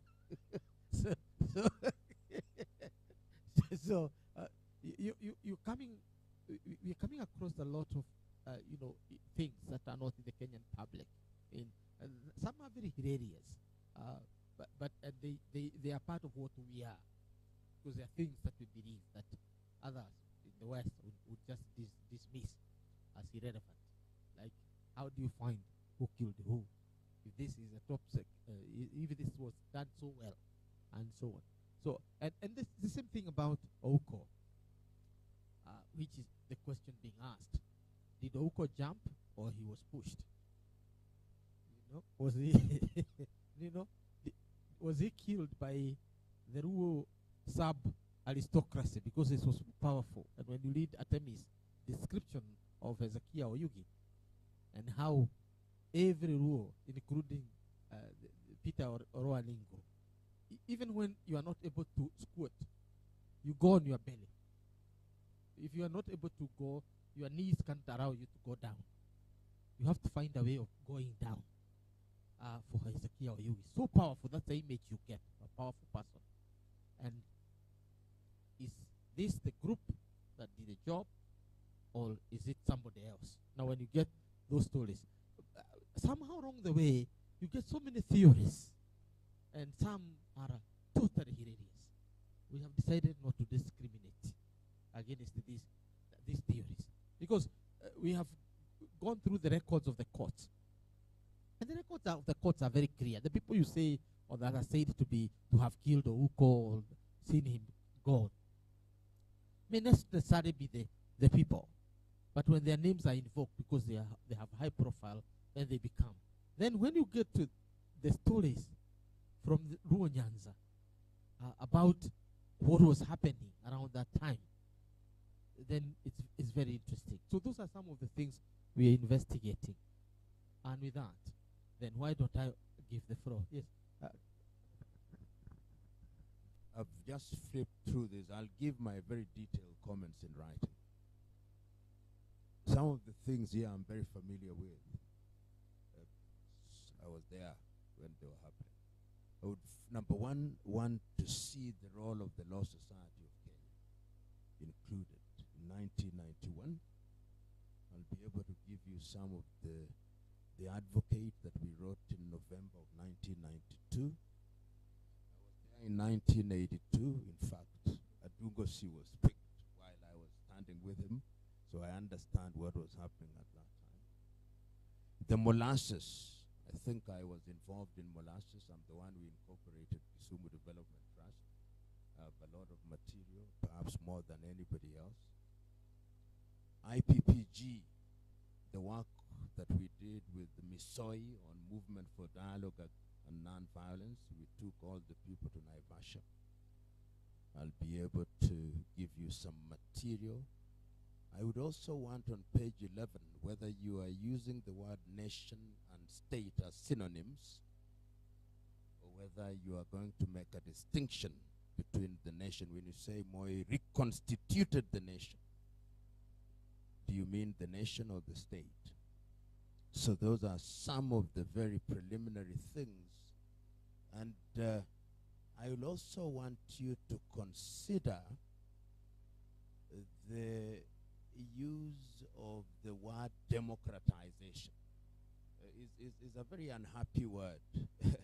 and I would want to see you interrogate it a lot more, because democratization, and the political scientists are here, so I speak as a curious student rather than an expert. Do we mean democratization as articulated by the conceptual West? And what would you want to talk about in this regard? Youth for KANU 92. The other thing that I would want to see here, or as you consider rather than see, but when you talk about the Moi regime, the use of the politics of money and money bags, which comes in 1992 with Youth for KANU 92. Then the politics of musical chairs, which you see quite a bit during the Moi administration,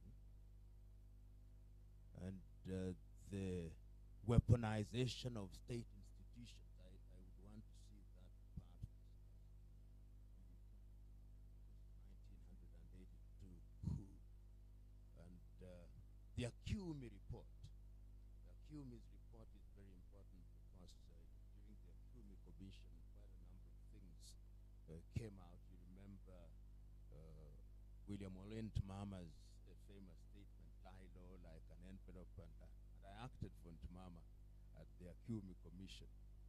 Our argument was that we never said lie low like an envelope, we said lie low like an antelope, and which has Maasai connotation. That report, I think, is also very important as you proceed. So those are some of the preliminary things that I would want to urge you to consider, because I've just flipped through the book, but I will sit down and share my very detailed thoughts in writing on some of the things.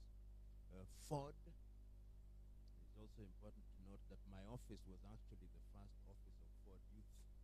So I also do have some very intimate information on Ford. So those are the things that I would want to say at this point, but I think this is very interesting. In fact, I'm wondering why you are limiting to 2002, given the time lapse. It would be absurd if you are to produce a book in the year 2026 and you stop at 2002. I think you should be bold enough to actually come up to 2025. The book would be richer. I know it will involve a lot more work, but I do not know. But 2002 to stop there in almost how many years later? Almost 20 years later, it would not be good. So consider that. Thank you very much. Those are my preliminary thoughts. For that, those are very useful comments. Yes, I call Ambassador Dr. Kurgat or Coyote, and this is because when we were in Eldoret, that was our title, because we were known to be very hardworking, and then we know or Coyote, Koitarero up some way. So when I say or Coyote, that's what I mean. Thank you very much, Chair. When I got your invitation about Moit transition, and then I said, no, many things have been written about Moi. But when you explained to us this morning where you are coming from, very interesting. And I understand this to mean that we are dealing with the endurance of the British colonial states legacy to us. So I have a suggestion for the title of this book to read The Rise of Kenya's Ethnic Aristocracies and Political Transitions in Kenya. As Professor put it, go to 2025. Because when you put there Moi State, it's too far. A lot has been written in articles, in books, and so forth. I also want to say that in these ethnic aristocracies, the Luo community played a big role at independence. Kenyatta and Odinga brings in the Luo Kikuyu alliance, and we have aristocrats there. Where do we put Mboya in this? And so forth. So just to, as you said, when you read this book, it's like in Googies, you can approach it and understand it from all the. I think this question of aristocracies move to all groups that have been to power or aiming to go to power.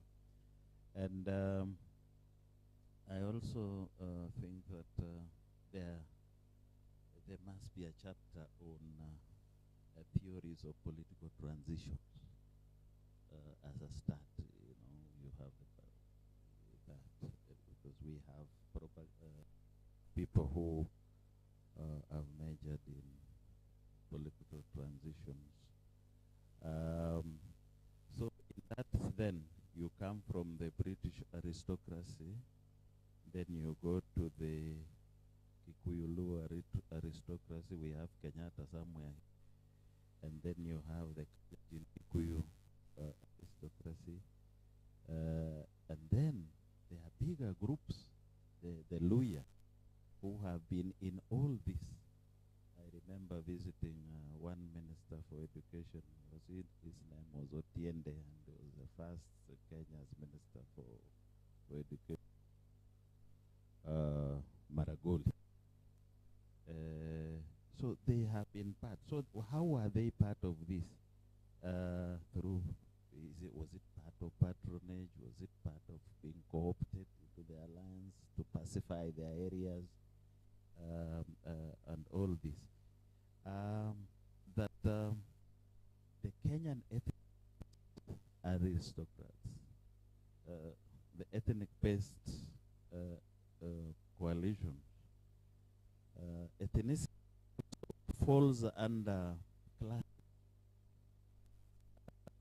If you are loyal and you don't have certain status, then they make wealth create status. So they are like that British aristocrats, the ethnic groups also are classified. Then in both Kenyatta and Moi, and maybe even it's a big role. For Kenyatta and Moi played a big role.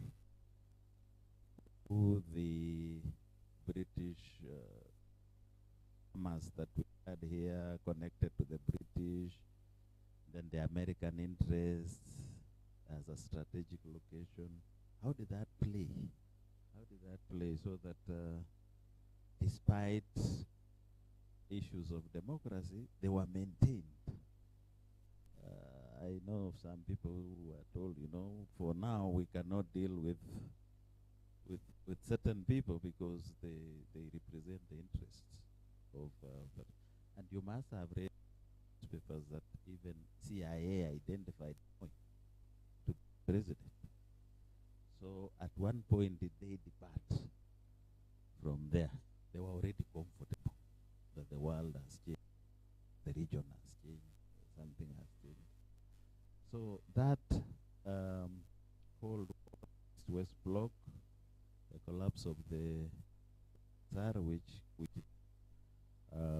assured the interests of the West that now there was no much danger, and the issue of multipartyism also did not just come like that. It was about the collapse of the Soviet Union and the threats of socialism and communism ending, and the Western liberalism brought in civil society and supported. So then we would link what Professor said all down. Yeah. Thank you very much. Thank you very much, Dr. Thank you. First of all, thank you for making us to start looking at the transition from Kenyatta to Moi in a more systematic way that starts to make sense from both a historical and cultural sense. A couple of things that I have and I would like for you guys to look at. The generational psyche. If you look at the 1960s and 70s generation, it had a totally different psyche from the 80s and 90s generation. What I would like for you guys to do is to connect the generation of the 60s and 70s, that us, and how that got their leanings from the colonial pasts that our parents experienced, and some of us experienced part of that in the early 60s. And I remember when I was very young, after Tomboy was assassinated, I was pushed by my father and my brothers and everybody else to take an oath, and I did take an oath in 1969. And the oath was to protect the Kikuyus by any means necessary. So how did that kind of psyche benefit from the colonialism and the mentality during colonialism? Now, if you come back now to the Moi generation, what is the generational psyche that was prominent during Moi's time, but predated his presidency and was carried over? And then from there, what impact did Moi's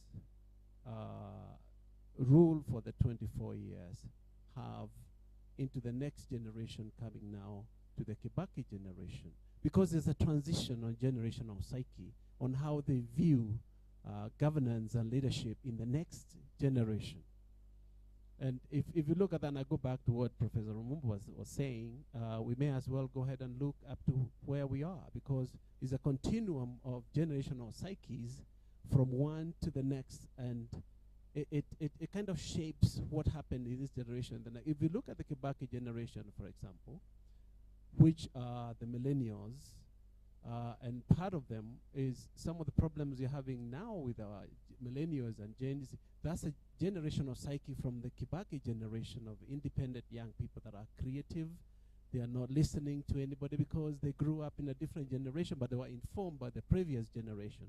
And I think that's something that we probably need to look at, what to import from one generation to the other in terms of that psyche. The other one is traditionalism versus modernity. And I think Dr. mentioned that when he was going through his chapters. And I think that you need to be bold here, because if you look at different traditions within the ethnic groups within the country, how does that collide with the modernity of running a modern government and a modern society? Such that if you look at that, and then the next generation of leaders coming from that era, we have a certain expectation that we'll be able to know. And you don't have, you probably be telling yourself, I don't want to be too ethnic here, but there are certain nuances that permeate into the leadership culture that comes from certain ethnical backgrounds. And I think those are important that we are able to look at informing in terms of where we are. The cultural dimension of leaders, I think that's extremely important. That finds its way in the political dynamics with the leadership from different ethnic groups that come into play. And I'll give you a good example. We say that the 2013, 2018 split between Ruto and Uhuru. Was that a generational psyche? They are in the same direction. Was it? That's why I go back to Professor Mumba when he said, Youth for Kano 92. How did the mentality of those young people who are involved and learned from the Moi generation come into the next phase of their leadership when they took over power in 2013 moving forward? Which goes back now the issue of constitutionalism and tradition. How do the different generations view both? And how does that translate in the type of leadership that we see with our leaders?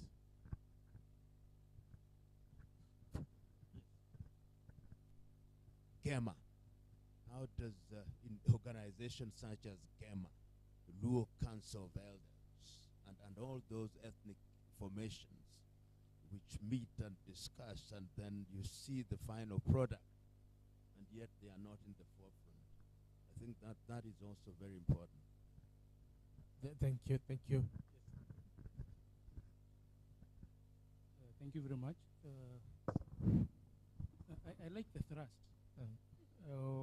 because the thrust is there's no significant difference between the British aristocrat and the ethnic that you're looking at. But I was looking at what's the role of the economic well-being, because if you look at Kenyatta team, most of those were people who had the money.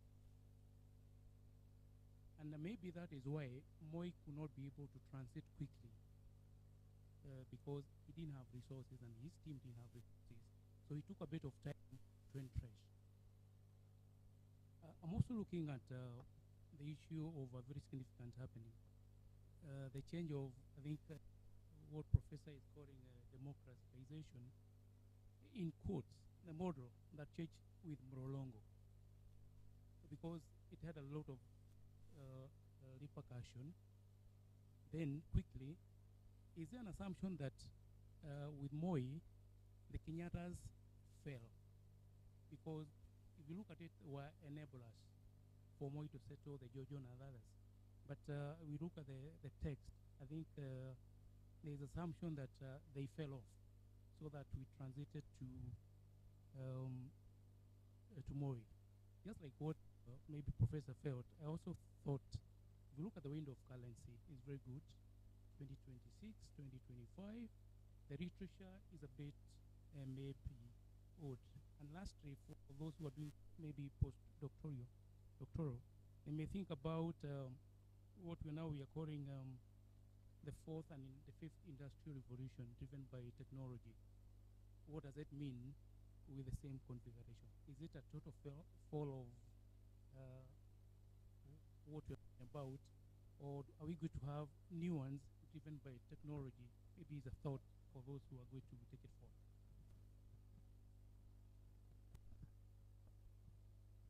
Thank you.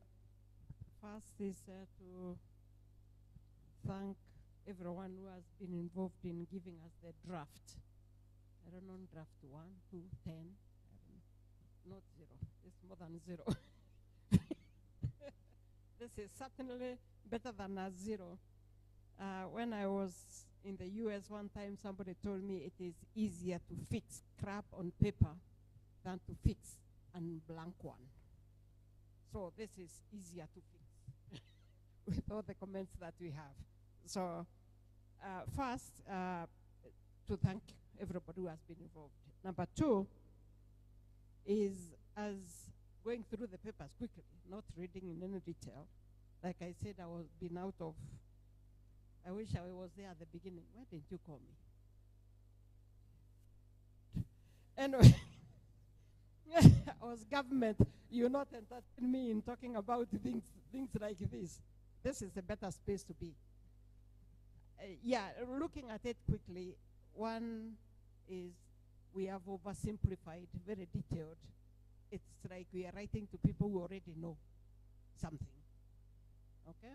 So if our leadership is going to be wider than ourselves, then we'll need more details. But more importantly, let me look at that ethnic aristocracy. And I would want us to look at the role of formal education, Githomo, the schools, and all that, in creating, recreating, and even cementing and perpetuating this ethnic aristocracy. Who was the student number 1 in Alliance? None other than the brother of Kenyatta. And the story goes. Now, so if we look at who went to which school, well, you know, Kawanja, you talked about the idea. Why would Kenyatta want the brother to be Nara? Because he was supposed to go there himself, but he refused. And he said, my brother goes. What was he seeing that we were not seeing? Is it his exposure in that place that he lived for 15 years that created education is something? And so if we could look at that, and as the book goes with the Moi and the rest of it, the schools and the choirs, Moi Tawala, Kenya Tawala, all these things add up into this ethnic, you know, they have already created a king, so to speak. Now, to begin with, as I was listening to Ken, and that setting, we need a little more, the colonial structure setting, so that anybody who did not live, and most of the people reading will not have lived at that time, during the colonial time, to know who was the chief and the rest of it. We need a clear setting of the colonial structure, so that when Kenyatta comes in, Kenyatta 1, he fits within a structure that is already known. And the structure is everything, political, economic, everything. So that when they come in now, we can see, when we see Moi as fitting there, what are we looking at? assuming that we are not part of this story. That's that is right for those others who do not know. And of course, that chapter should also have the methodology so that we can have that feeling that this study was really done, and it can stand the test of time, some kind of that. Now, we also need to look at the displeasure, the threats, whether real or imagined, within these aristocracies that helped in solidifying their existence. Because the reaction to those threats made them expand their boundary, whether that's why you have the Kamatusas and all these, to help them create a larger group by association, not even ethnicity. Some of them are those the loyalists within the system that helped. So in the stamping their authority, in the midst of all these, what is happening, because it's not every day that people don't like, those who are outside would want to go in, and when everybody resists, then what we have is the other one has to assert themselves. These assertions were in themselves in solidifying that existence of that. I was born during the colonial time, grew up in post-colonial. When Kenyatta died in 1978, I remember I was in Form 6, and we were home. And I was excited. I don't know what excited me. I said, oh, the old man is dead. And my father looked at me like he wanted to swallow me alive. Do you know what you are talking about? What if these other take over power and they take us back to where we have just come from? I don't know who the other people are. He already was looking so bad on me. I did not proceed. Those days we were not asking parents what to do, so I allowed him to be. But he clearly, coming from Tharaka Nithi, having been in the Mau Mau, and now this state nation of theirs under Kenyatta, now Kenyatta has died, felt like he was naked. That is threat for himself. And of course he was trying to draw me in that, and they didn't understand. I wasn't fighting. But it is this time that I realized that this Kikuyu thing is not just Kikuyu. That ethnicity is not Kikuyu. The cousins called the Mount Kenya side of the east, where I come from, Meru, now Tharaka Nithi. I don't even know what the ethnic group I belong to. Belonged to the larger Kenyatta enclave and house, and the Nyomba. That Nyomba Mombi was a little more than the actual Mombi house. My father was so just not amused that this thing is about to go, or it will go in, and he didn't understand what I was smiling at. So for me it was a regime gone. So anyway, so this is a very good write-up, I must say. If we changia, it's going to come out a very nice book for all of us to read, and it will be in that gap that has been created by so many stories about whether we know these people. Even the Moi, we have written a lot about him, but how much of him do we know? Where was he hiding when I was in that year? I've seen many things. When I was in that year during the coup, the last 2 weeks to the exams, but somehow Moi appears in the evening to say that to Tulie, from the maize plantation somewhere. So that kind of a discussion is very important to just know what do the actors, those in the military, those in the forces, know about what was to happen on the 1st of August on a Sunday morning. What did some of the students know? I did not know myself, but I guess a lot of others knew what was happening, and they participated. And we lost and goes on that scale. Anyway, so this is a very nice story. It is our story, actually. If you are not born in before 82, then it is little bit history, but some of us lived it. And we know what Nairobi was like on that day. What we didn't know is the detail, which this book is going to give us. Okay? And I think this is a good, very good start. I'm excited to be, I hope I'll be part of this story when it's finally told. Thank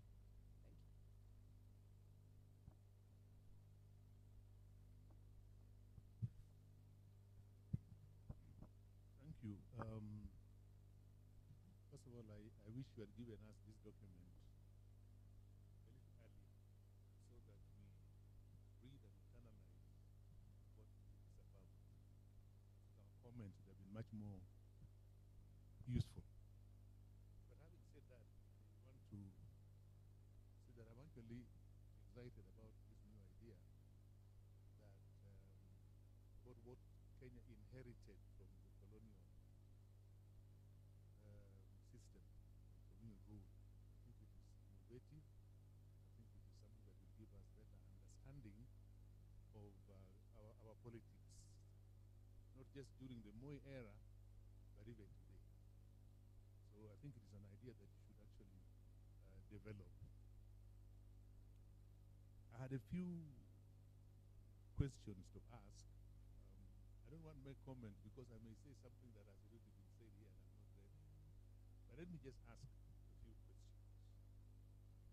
First of all, the title, the subtitle, The Rise of Kenya's Ethnic Aristocracies and the Moi State. I know we are talking about the Moi State, but the impression being created here in this title is that these ethnic aristocracies emerged during the Moi era, which I don't think is quite correct. So we need to re-examine that. Secondly, I was just wondering, what has been the impact of the Moi era, the politics of Moi era, on subsequent politics in this country? I'm relating that to what they said about the period. Yes, you should go beyond 2002, and when you do that, you'll also be able to establish whether anything has changed or not changed, and if it has not changed, has it anything to do with the impact of the Moi politics? I'm also wondering,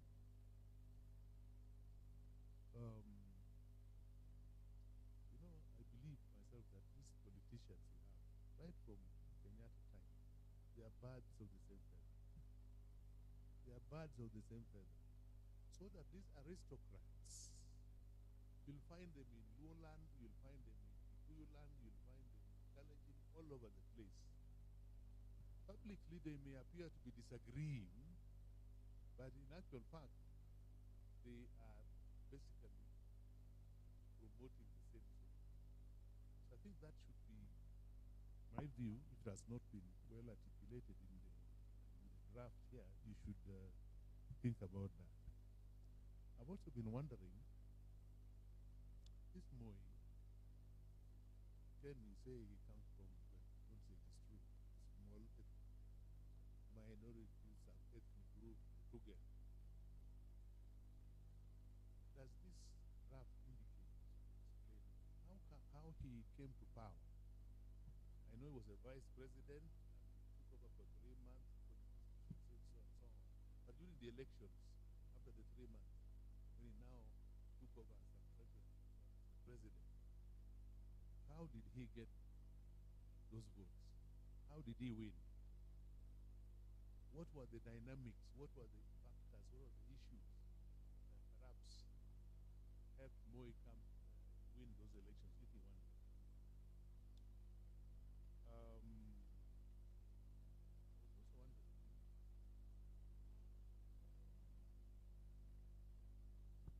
what is it that has helped this country to consolidate this ethnic politics. I hope it comes out in this. Yes, because we need to understand how come so many decades after independence we still put a lot of emphasis on ethnic-based politics. Okay, so I think we need to think about that as well. I hope it comes out here.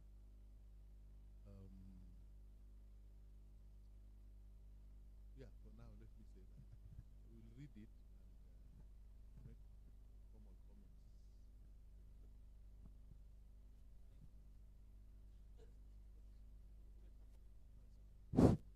Thank you. Thank you. Because of time, we wanted to get that kind of around to be able to discuss. We will not pretend that we will answer most of these questions. Huh?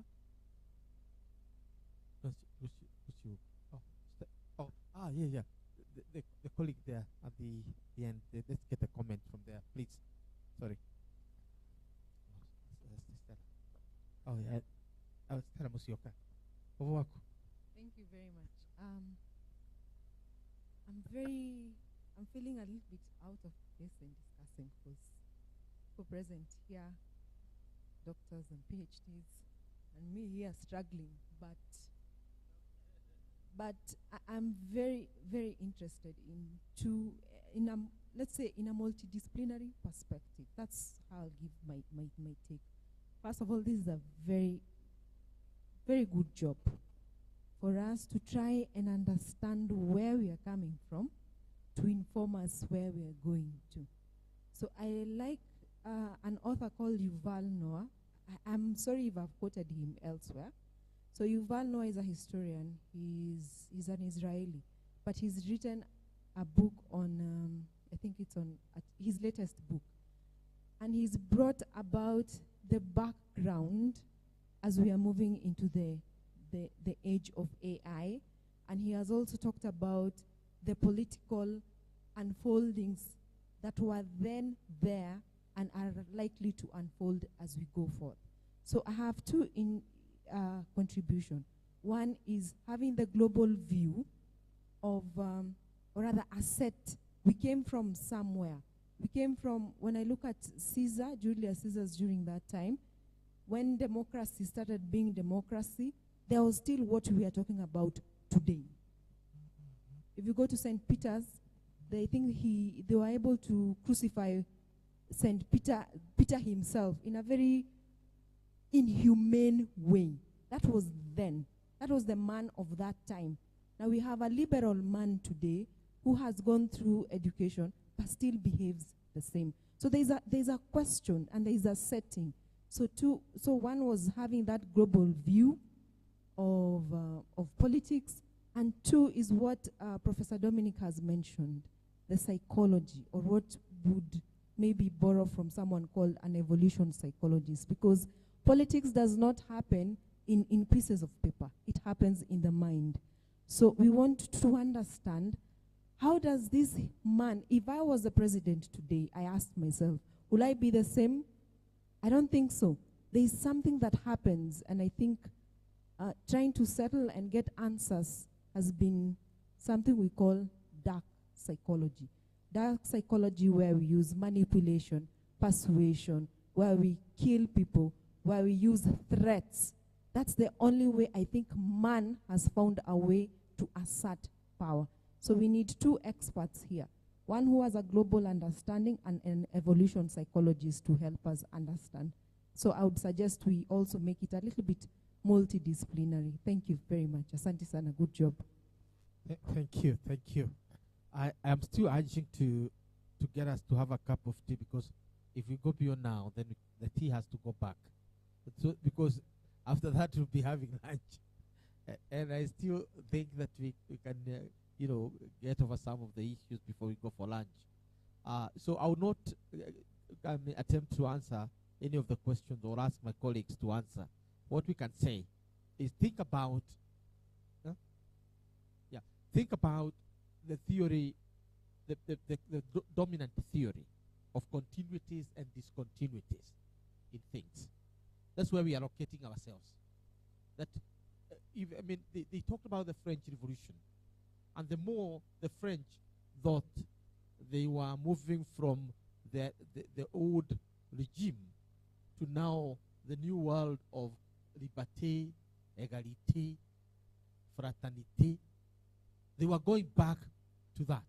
And eventually, they ended having a Napoleon. Now, for us, the more we thought we are fighting the British, the more we are really moving away the evil of colonialism, the more we admired the order that they had put in place. Therefore, Professor Lumumba is right when he says that it was okay if the British go, but the system does not go. And it is us in that system. So it is more about inheriting rather than dismantling the system. And you can see the pains that are in the public now about dismantling the provincial administration. As the government side, as the government quote-unquote operative or thinker, during the constitution transition, there is nothing that gave me problem than the idea of the counties and their consequences on the provincial administration. I had to convene, the only meeting I convened for government officials, led by one Kememia, to make a case for the future of provincial administration within the new county system. And I don't think I convinced more than 50%. But the president was sworn to the constitution. So they didn't have a lot of choices. But even as we were fighting for the constitution, they were busy in offices crafting themselves into the future of the constitutional order. So what is the point? That the more we imagine ourselves as moving away from that which we hate, the more we continue to entrench it. So it's not about changing the system, it's about changing the monkeys in the forest. But the forest must remain the same. So we are here in 2025 in a thoroughly British forest of the Happy Valley, and us imagining ourselves as new monkeys in this forest. That's what is happening. So I want us to stop there, and I want to invite you for a cup of tea. Then we can sit down and get another scoop of this book, The Empires of the Mind.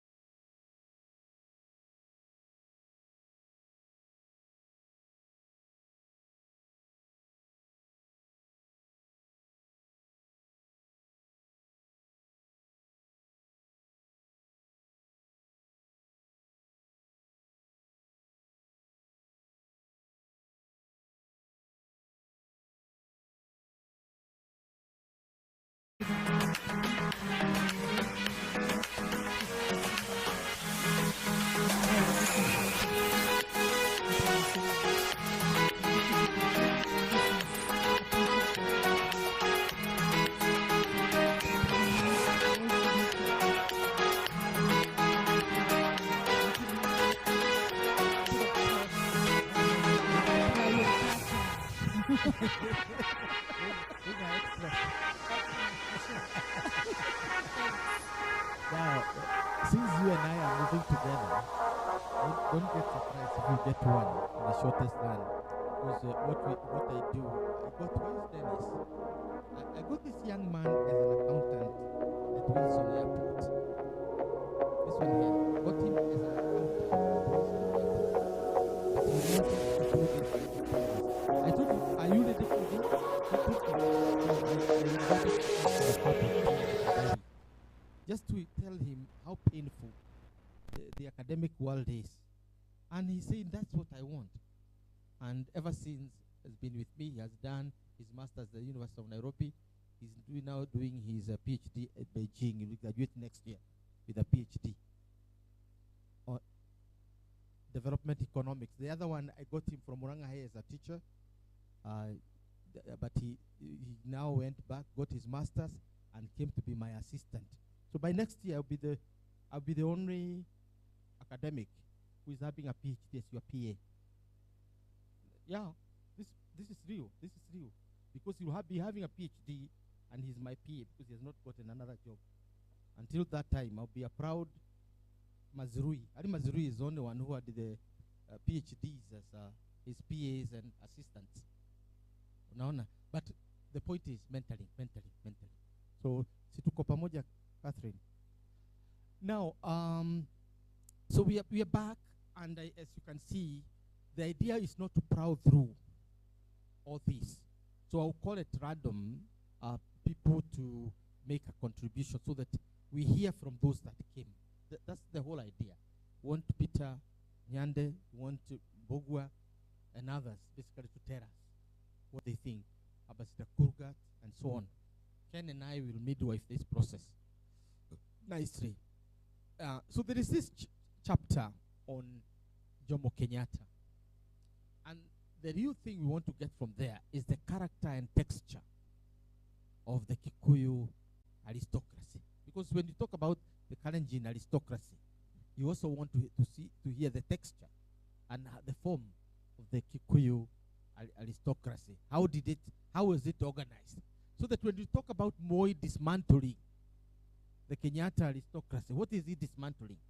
I want to invite Mukame to very briefly, very briefly, take 3 minutes to just summarize what this is all about. Mukame.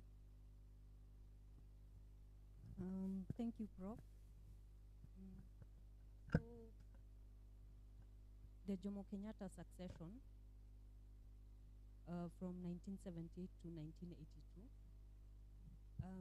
Considering the remarks and the questions that have been posed since the morning session, I would wish to be very brief because so that I may not repeat what has been said, and also taking into fact that some of the suggestions and the questions that have been posed touch on this chapter. So basically this chapter begins, if I may take you back to the morning of August 22nd, 1978, because Jomo Kenyatta's succession at his death and his passing away in Mombasa, it was more or less this nation that had been built on borrowed symbols of British monarchy and also stitched together with this, what we are now calling ethnic loyalties or aristocracies, found itself at a very delicate transition. So the chapter, we think about who was and who wasn't in that room, that political arena, when this Kenya's history, this page was being turned, possibly by fate, the death of Kenyatta, the demise. And because the story of succession is, as we have heard, is never just about who takes the power. It's more or less who is writing the script, so who is in the room. And this young Kenyan Republic, 15 years, from 1963 to 1968, still wrapped in colonial, what can I say, still wrapped in these colonial mannerisms, had to pass the crown from a larger-than-life political figure, Kenyatta. And so the question is to whom, but not so much as to whom, but why and how. So as earlier stated, the theory of David Carradine of ornamentalism, how he describes how the empire encoded hierarchy into spectacle. So we can look at the legacy of the funeral of Kenyatta. The chapter states that, for example, there was the morticians who were brought from London to take care of his body. The carriage which was believed to have ferried Winston Churchill. The meticulous British diplomatic personnel who are on guard on rotations at the lying of state of Umze, which is quite different from what we have or what we can look at as in the African context when a king passes on. What we normally have is a group of wazes sitting down first, what we call committees. We have our mothers cooking tea on a daily basis up until the funeral and all that. So just juxtaposing with what the funeral of Kenyatta, and also not forgetting the British press, BBC, also the American press, talking about this, the demise of the first president of Kenya. So even in his death, Kenyatta's journey was cloaked in imperial fabric, all these mannerisms. So just to state, so we are there at after the funeral. So the events after Mzee's demise. Now after this British designed funeral, once again, we look at who is in the room, this political arena, these political courts. So the chapter looks at it from the point of view of the Kikuyu aristocracy, that is the Kiambu Mafia, which has been stated, and most specifically, remembering that in 1976 there was the group that wanted to amend the constitution in order to block President Moi from automatic succession into presidency, of them being fearful of power, leaving, so to speak, the house of Mombi and falling, giving power to another fellow nationalist. So, and we can remember what their rallying call was in Kikuyu, Udhamaki Ndoka Kera Chanya, translated to political power shall not cross River Chania. So this changed the constitution group, just to name a few of the members. We see Njenga Karume, not only wealthy, but also his political power. We see James Gishuru. We see Mbio Koinange, Kenyatta's confidant. So this group that wanted to prevent Moi from automatically assuming the presidency in the event of Kenyatta's passing, they failed at the end because the succession clause prevailed. But now it takes us to the constitutionalist faction and other nobles. So a very important event is right after the demise of Kenyatta, that specific day, the 22nd. We see actors like the Coast Provincial Commissioner, Eliud Mahihu. And in the chapter, I chose to use the word noble because of the power that emanated from this position.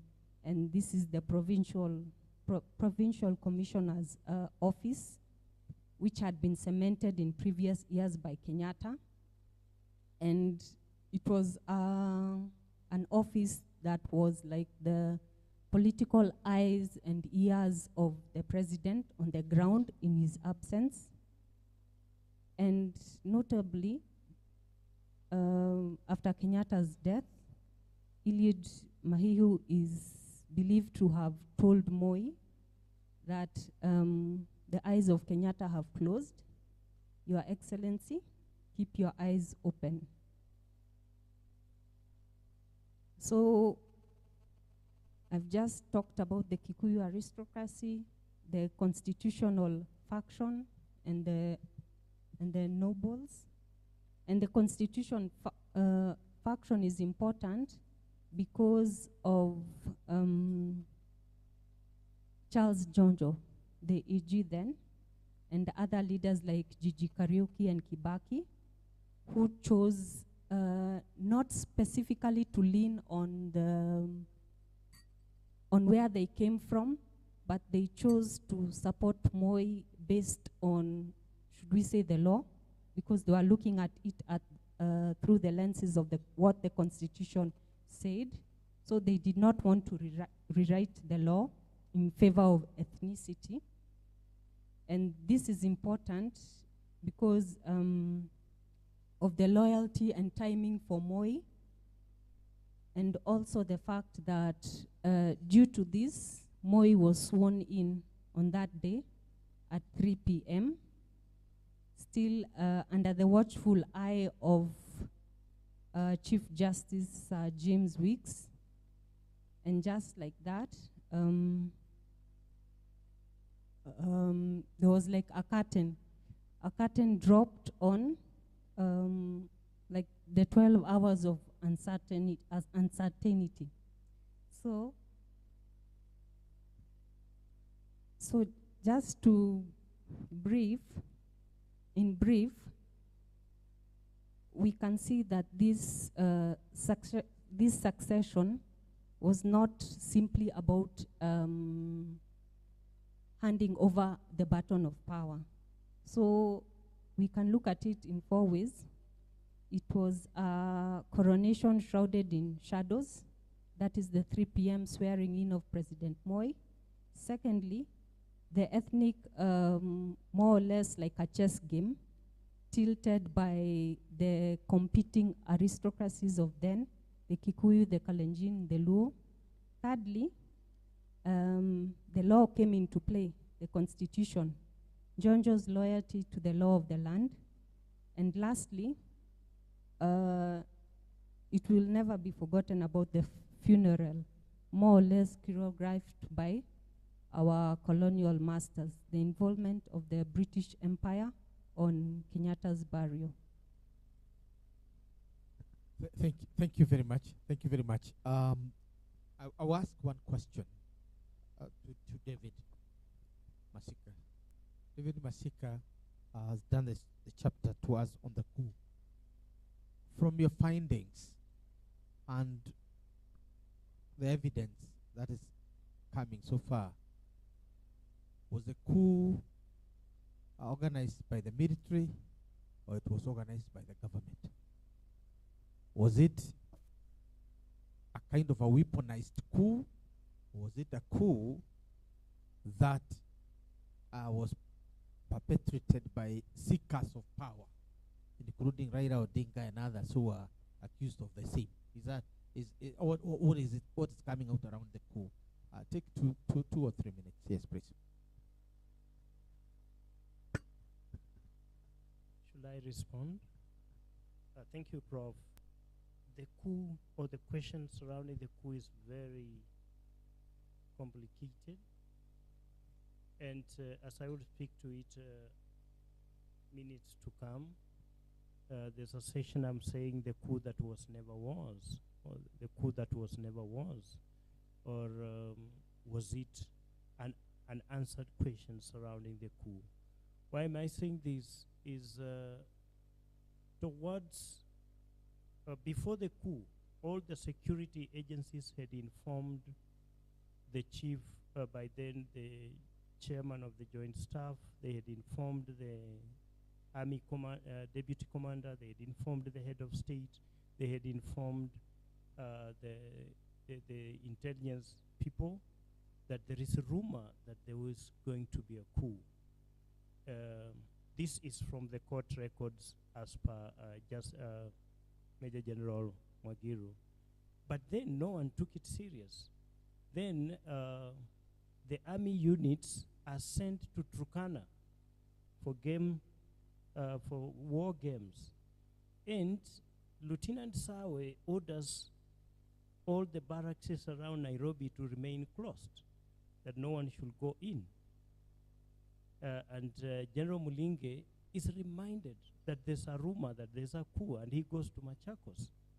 And they leave Nairobi as a shell. President Moi is reminded when he's in Nyeri that there's a rumor of a coup, and he says, leave that to the intelligence and the DMI. Now, those are unanswered questions. Was the coup real, or was it plotted? Even General Muhammad, that we sing praises of quelling the coup, trying to access Kahawa barracks was hell. They did not allow him until he threatened to shoot somebody at the gate for him to be allowed to enter into the barracks. So that leaves the question back to you and other scholars. Was the coup real or a plot? Thank you, Prof. So this chapter, given what you've said, would you say that the chapter that you've authored on August 1 coup, did it work for or against the Moi, the young or nascent Moi regime? It worked so perfectly if Moi knew. Why? Because it gives Moi the ground to start consolidating his power. First of all, the name of the Kikuyu, the powerful Kikuyu men, the aristocracy, members of the Kikuyu aristocracy, which I have in mind, the southern Kikuyus, they will call themselves the Gatundu group, and the northern Kikuyus, the ones that she mentioned about the Chania, beyond Chania River, the northern group. They were so powerful at that time. And therefore, for Moi to consolidate his power was to create a room to cause a problem among them. Now, when the coup is done, the coup attempt is done, the name of Njonjo appears. And when the Njonjo name appears, then Njonjo has to be dealt a blow through the Njonjo Commission of Inquiry, which went on, but now Njonjo has stepped aside. At the same time, Moi uses that chance to call for grassroots election in Kanu. He wants to weed out any dissent voices against his rule within Kanu, and therefore he calls for grassroots elections in December. And for you to take part in those elections, one had to be cleared by the party. So that's who is going to be cleared. So it gave Moi an avenue to weed out the dissent voices. Within the coup also, the Luo are mentioned. The Luos are mentioned. The Gikuyus are mentioned. And why the Air Force? At that time, people who joined the Air Force were basically those who had gone all the way to high school, and majorly they were the Kikuyu and the Luo who dominated the Air Force. Now, Moi starts purging the Kikuyu and Luo elite from the center. So by purging them, he consolidates himself. He gets now a chance to rebuild his base with the loyal men and women. He also, under the help of Kulei, Joshua Kulei, hatches a plot to silence the Kikuyu through their economic. So he steps on the Kikuyu economy through suffocating the coffee industry, which the coffee industry which they depended on so much. But then, in as much as he suffocated the coffee industry, you realize that the Kikuyu were so cunning, and therefore they found a way out through the milk industry. So they will start the dairy farming all over. They uprooted the coffee and started dairy farming. So in one way, Moi achieved, if it was that it was plotted, because one will wonder, if there is a rumor of a coup, why will you want all the military seniors to be out of the city and to go all the way to Lodwar? Lodwar is not Nakuru, where you would say you can recall them back. And no one is around, and the barracks should remain closed. No one steps out, no one comes in. And that's what Major General Magiru has argued always. If you check the court record, it says, we informed them. So he achieved what he wanted. Thank you. So it is easy to more or less conclude that the coup itself paved the way for the rise of the men around Moi, and to transform Moi into the aristocrat. The head of, just to replace Kenyatta in terms of the way he was thinking. Is that a fair conclusion from your chapter? Yes, because there are two ways which some scholars have argued that can create an aristocracy. Aristocracy through blood or kinship aristocracy, and that we saw it so strongly in Kenyatta's aristocracy. This is when he is building strong men, around the people. You see the people who surround Jomo Kenyatta, they are either related to him through marriage or by blood. So you'll find that he created an aristocracy through kinship. But then McIntosh argues that there is another way through which somebody can create an aristocracy. This is when the king decides to empower economically the people he likes, so that they rise to the table. And if I may borrow what Achebe says, that if a child washes its hands, can sit with the kings on the same table. So I think the king can create his own aristocracy. And therefore, once these ones left, because by having Njonjo mentioned the election, one of the things he wanted to achieve was to pit Kibaki against Njonjo, the two, then weaken the Kikuyu strength. Now, that gave Moi now to create his own Kalenjin aristocracy, keeping in mind that Moi does not rise from a prominent family. As Professor had asked that question, Moi rises from a background. It's education that brings him, and that is another way of also creating another aristocracy, the educated elite, which you also mentioned when Dr. Ombongi was bringing up his bit. So generally, Moi achieved, it gave him a chance now to build his own aristocracy, people who are so strong around him, who were made very powerful, and therefore they controlled the state and they had the presidency here. Thank you. Thank you very much. In the interest of time, I would simply say, those of you who have the book, if you just skimming through, what comes from that chapter, and I'm saying this for the purpose of stimulating discussion around it, because we want to get your views as well, is that the coup was not your natural coup. Yes, there must have been disenchantment among the soldiers. But it was allowed to fester and given space to germinate into a major coup.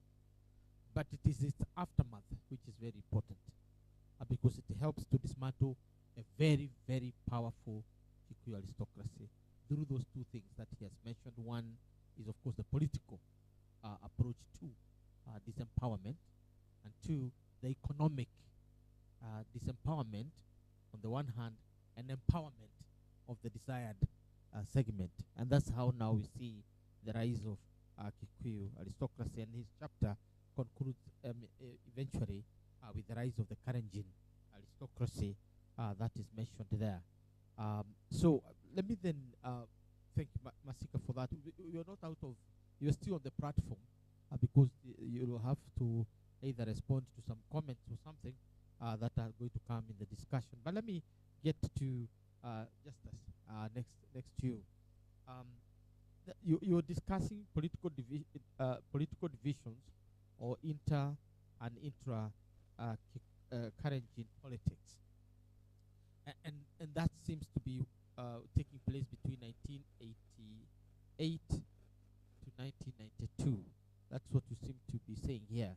But in this regard, then, are you trying to say that the Kalenjin group that rose, what you can call the Rift Valley aristocrats, are they homogeneous or they are divided? What is the nature? What are the internal dynamics of those who from the valley who came close to Boy, and the faces that now became the face of the Kalenjin aristocracy? Thank you, Prof. I think from 1988, the Moi regime comes under substantial pressure and shocks, if you want, particularly with the infamous Mulolongo, that I think they had crafted to make it easy to decide who gets into the house as they passed the law way back 1986. But in subsequent years, it's like that brings about a new challenge. So many people are left out, of course, by design, and gradually an opposition is put together. So the 5 years, so to speak, 88 to 92, so much is happening and that so much puts focus on the Kalenjin aristocracy. Maybe we should talk about Kalenjin aristocracy, not the Rift Valley per se. I think the Rift Valley is much bigger, much more wider. We can stick to the Kalenjin aristocracy. So because of the challenges from the Mulolongo to the murders that were quite notable, from Julie Ward to Robert Ohuko to Alexander Muge, and then to the collapse of the Cold War, and then to the pressure for reforms, and then the rise of the clergy, to the platform asking for reforms, and then to the rise of a number of lawyers, the likes of Paul Muite, John Amunwa, Kitobi Manyara. So a number of things are happening, and then now the focus now shifts, if you want, to the aristocracy. So the aristocracy was something that was built when Moi came in. As you said earlier on, Moi does not come from this pedigree family, or if you want, heritage. He comes from the Tugen. The Tugen among the Kalenjin are, if you want, part of the lowly kind of group. The premier social groups among the Kalenjin are the Nandi and the Kipsigis. So those dynamics play out. So Moi crafts, I think gradually, the moment comes in from 1978, that aristocracy, but it's all about the Tugen and the Keyo. You can call them the people of the valley or the Keyo Valley. So the pressure of 88 to 92, because of the challenges or the shocks on the regime and the possible threats to the hold to power, now brings out the dynamics at play in the aristocracy. That's, of course, on the table when it was not.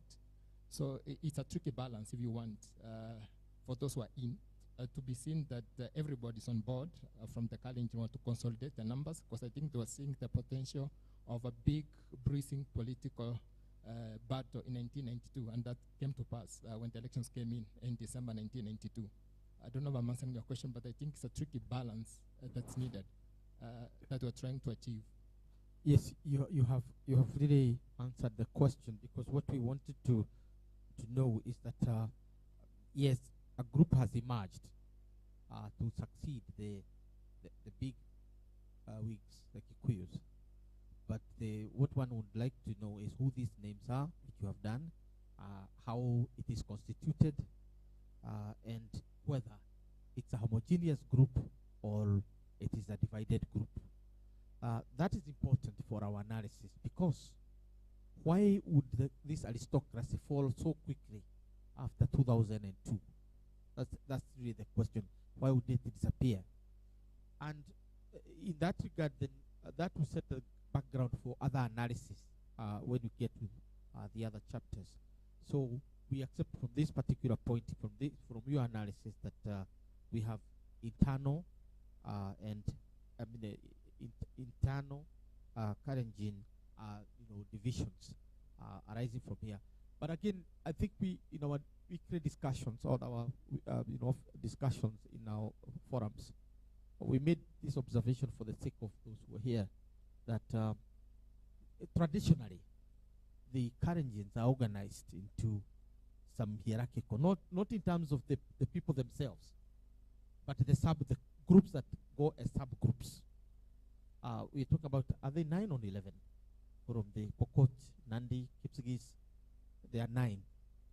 The nine groups don't occupy the same rank. I think in terms of prestige and whatever, the Nandis are on top of it. Yeah, let's say the Nandis are, but they also occupy the best. They own a lot of wealth. They also own the most fertile lands, and two, they are warriors because they come from, ethnically speaking and ideologically speaking, they come from the Maasai, so they're more centralized, unified, capable of waging war. They did wage war against the British for 9 to 10 years, and they were not defeated per se. It just they were decapitated. Their leader was basically, killed in a very cold-blooded way by the German soldier. So these are very proud warriors to date, and they gave Moi a hell of time when he was in power, when he was a deputy president or vice president, and they continue to give him a hell of time after. Next are the Kipsigis. Even today, I'm told, I'm sure they're here. If you are a Kipsigis elder and you want to participate in Nandi culture, ile mambo ya wazee, you'll have to produce some goat or cows so that you are now initiated into it. So you have to be initiated into Nandism. Otherwise, you stay there as a Kalenjin. The Tugen are in the valley, but they're very strategic because they are positioned among the Maasai, the James, the Pokot, the Saburus are also up there, and therefore they are very strategic group, even for the Nandi.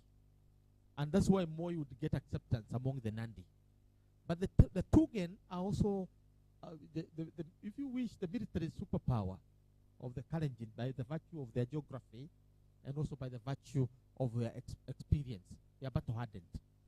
So they subordinate the Tugen, the Keyo, as their allies. And they are those who carry their bags and those who carry their guns, and where they hide when things are tough in the valley. So the relationship with the Tugen and the Keyo is very interesting. That you have to understand it that way, so that you can understand why Nicholas Biwott, Boynet, and all the key soldiers would come from there because of that loyalty at that time. But they're not there by their own rights. They are there as subjects because of that traditional loyalty. The Tugen didn't like the Marakwet at any time because the Marakwet are Ibro, they have lethal weapons, and their geography enables that they are not captured. It's a very, very, very tough terrain in that place. And their arrows are worse than guns. They just need to scratch you and you are gone. You can be hit by a bullet. You don't have automatically to die. But if you are touched by by a Marakwet arrow, you are gone. Just being touched by it. But the bullet can graze you and you go on with your business.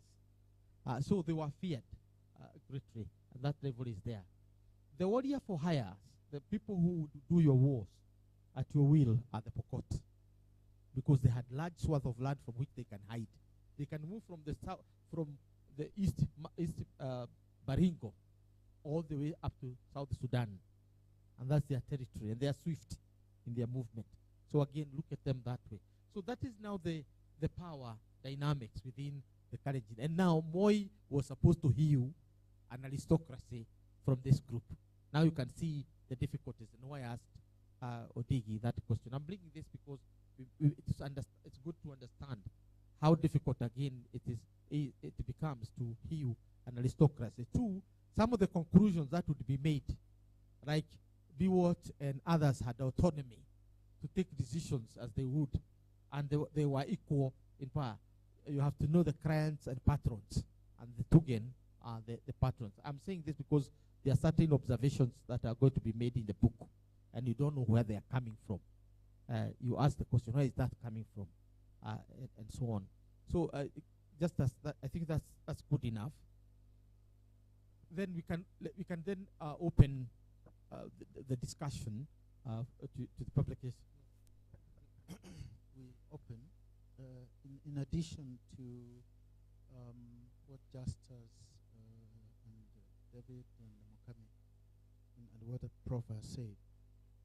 One very interesting thing, the period of the 80s and the 90s in Moi's administration was the phobia that Moi had for the intelligentsia class, particularly from the University of Nairobi. And during this period, you tied the coup and many other events that happened. He dealt with this group in two ways. One, there are those he dealt with by using corruption. There are those he dealt with by literally crushing and scattering them. And also, he tried to reduce the influence of the University of Nairobi in the politics of the time by opening many others. Wanafikiria ni wao peke yao, tuko wengi. Kuna vyuo vikuu vya university mingi. You know, so the power and influence of the University of Nairobi as the center of intellectual politics actually diminished mainly in the 80s and reached its climax in the 90s. And what is very fascinating in the University of Nairobi is that Moi had a way with historians. I don't know why. Particularly among the people he co-opted. As we speak, I've just received a message that Professor Ida Salim has passed away. Ida Salim, yeah, the historian. He was actually the chair of department when we were in undergraduate. I was thinking that he is among the people we could speak with. The last time I was in Mombasa, I'd approached Professor Muhyiddin, I'm sure you know, the political scientist, to link me up with him, but unfortunately is gone. He is actually among the people who were co-opted. He's credited to have written this book, African Nationalism, attributed to Moi. And then after that, he sort of got rewarded by becoming Kenya's ambassador and all that. The story of Benjamin Kipkorir is very well known, another historian. The story of Dr. Sally Kosgei is very well known, another historian. Dr. Yusuf Nsubo, same thing. Professor Chieng, same thing. I've always asked, you know, Professor Mwansi, Professor Seka, what is it that Moi found in historians that he could co-opt them? There are those he didn't co-opt, like Mukarunganga, you know, Diambo, you know, and many others. Of course, there are those who played their cards very safely, like Professor Gott, you know, very delicate balancing act. There were those who remained completely apolitical, like Professor Murioki and the rest. So you find that at that period, the educated class, particularly at the university level, suffered most in terms of removing them from the university, scattering them around, appointing them ambassadors, bankers. Remember, Benjamin Kipkorir was once an executive chairman of Kenya Commercial Bank, making them advisors and using them as elements within his campaign machinery. Thank you. I think that fills in some of the details and the context that we may have missed. That it is not just, the regime dealt with all its enemies with one blow, enabled by the coup because of the role that the University of Nairobi played at that time. Remember, this is the only university at the time. Others are constituent colleges, and therefore you're able to deal with it. So I personally came to the university after the coup, and the coup enabled me to be the chair of Muranga University students as a result of the localization of the university politics, something that you missed, the ethnicization of university leadership. And not even ethnicization, atomization, when you begin to look at the multiple leadership within an ethnic group. That among the Kikuyu, I think my co-chair in the neighboring constituency was Rigathi Gachagua, who was the chair of the Nyeri District Students Association, DUSA, and I'm a chair of Musa. And out there we have Nganga Dhuku as the chair of Kiambu, and so on, and Nakuru. So when we met as fiefs, Legion of Fiefs, representing our own districts, we felt very proud. And one of the advantages we had is to have breakfast with Moi, very early in the morning. And I remember I went to, I as the Moranga Fief, went for breakfast with Moi, with a Kericho Fief, who is the former speaker, and now our ambassador to Namibia. What's his name? I remember him. The former deputy crack to the National Assembly. Yeah, whichever. Yeah, so we went for breakfast together as two regional chiefs and so on. The atomization of politics at the same time. So it takes more detail to arrive at how Moi pacified the others and how he also raised the others. But in also building the Kalenjin aristocracy, he paired up people. He paired up people in terms of like us young people would be paired with Kalenjin leadership so that we're going there. But even when you are going, you can tell who is senior and who is junior. When we were going there, my Kalenjin colleague from Kericho was more powerful than myself because he knows the rope in State House. I don't. I'm told which carpet not to step on because he has been there before. So in other words, it was more complex. It was more complex game of power than we try to imagine. So the crafting of that aristocracy or those ethnic aristocracies, I'm sure it must have been the same with the Kenyatta. So we're going to again talk about that. But it's important to note that he is crafting an aristocracy out of opposition. Why was Moi so anti-intellectual? Because for his own entire life, he had to fight for the Kalenjin leadership against intellectuals, Taita Towet, for example, among others. Marijin Serone. These are very well-run people who, many of them are Nandi. And finally, when you get this Cheragat Motai, he's also coming from these. So he had a problem at home with the intellectuals, which he found even more complicated with these rules and Kikuyus. So during the coup, he dealt with all these in one blow. And that's it. Yes. Let me open up. Yes.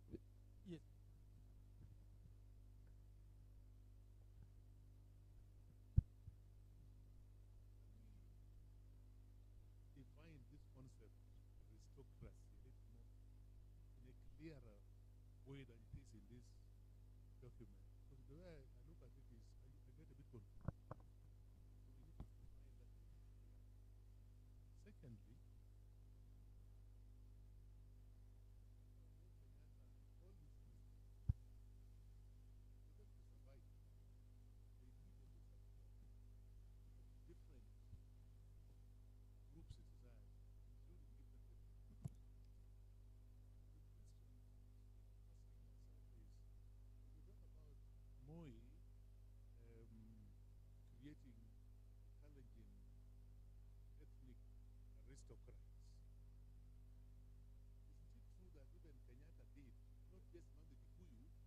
also these aristocrats from other ethnic groups.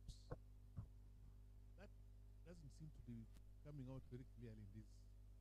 And yet I think it is important. I'm also wondering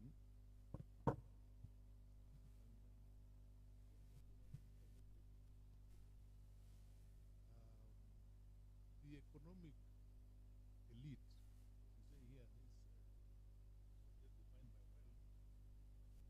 or control of the state. Is controlled by other things, wealth, politics, and so on.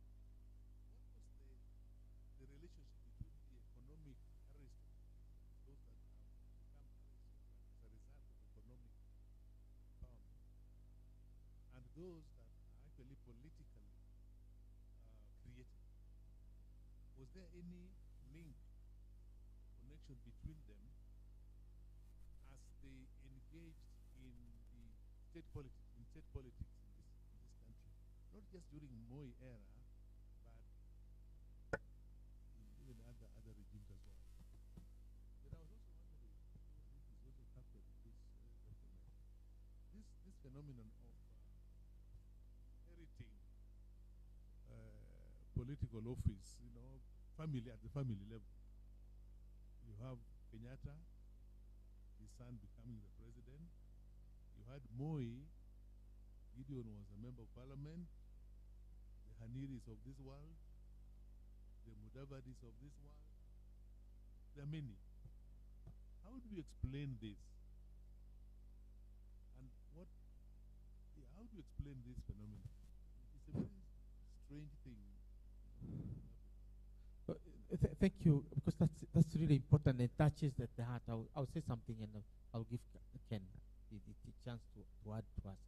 What we're missing here in this particular book, as I said from the beginning, for the sake of Catherine and Bogo and others who came later, we decided to leave three chapters out of the book. The first is the reintroduction, the conceptual. Why? Because we don't want to make the book so heavy at this moment, because the concept is what we are driving more than anything else. But in our discussion at the University of Nairobi during the seminar, we came out clearly. So we have it here. Yes, that concept is discussed. But in a nutshell, this is what it entails. Now, you start by describing or discussing the British aristocracy. And definitely the British aristocracy and the Japanese aristocracy and the other European aristocracies are a bit different. The British aristocracy was known for its procedure, its precision, what you eat with what you dress, when you are going where, when do we wear the dovetail, when do we wear the three-piece suit. It is really, if you listen to the story of Diana and the Asian who wanted his son to be married to Diana, and why he wanted to be close to the aristocracy. It was all about the respect that the aristocracy has by virtue of its culture, how it fits, where the houses it stays in, and all that kind of thing. And therefore you might be lost in looking at one thing, because for the British, being knighted was as a result of having all these things: the culture, the behavior, the mannerism. And that's why those who did not meet the cut of the British aristocrats, who should stay within the purview of the Queen, were, quote unquote, allowed to migrate to Kenya. That's your Daramea. And when you do, as we have done, read their biographies, what they did, where they went, you find you not even if you're Queen Elizabeth, you not allow them within your vicinity. Yet once knighted, nobody can take your position. So they dealt with Kenya as a place of exile, just like they would deal with Australia, where they take the incorrigible criminals. They would now bring their aristocratic, quote-unquote, criminals to Kenya. So we have two concepts of aristocracy here. One, as it is in Britain, which is pure and it is made of the status, the class, the heritage. Two, you can grow into the aristocracy by your achievement, like this man of Virgin Atlantic. You know, so you are knighted. Or you can become one like Mugabe. You are given the order of birth, even though you are black, and so on, because you have made such achievement for the Raja aristocracy. And you have what it takes, including land in Zimbabwe. You have everything that qualifies you. And you have the attitude and mannerism. Your accent, English accent, is impeccable. And therefore, you belong. And you are accepted as such. So what that meant is that a British aristocrat then would look for peers, even in the colonies. And the closest they came to a peers were those chiefs who had achieved that. Here in Kenya, Chief Jonjo, who had horses. Where other chiefs were going with the donkeys, for him he had horses. And he had learned how to brood horses for a long time. So I'm talking about Chief John. This is the argument. We would not have been in a mess. Because it would have been meant that we would be borrowing coverings from each other when going to parties, with bow ties and things that are decent. We would be watching after each other that you don't do the things we are doing. If your wealth is corrupt, we kick you out of the club where we go. And we make things difficult for you to be rich or even to make it within our society. And therefore we keep order, law and order, and common decency amongst yourself by virtue of the values and status you have established for that class. Our argument is that that's not what you find in Kenya. In Kenya you find an aristocracy that is completely out of rails. What they are doing in terms of relationship between men and women, what they are doing in terms of abuse of substance, what they are doing in terms of violence. Instead of solving your cases through courts and dealing with these issues of, marital infidelity through the courts, you are solving them through the gun, and so on and so forth. And then you are not working, because aristocracies are supposed to be very hard working as a show.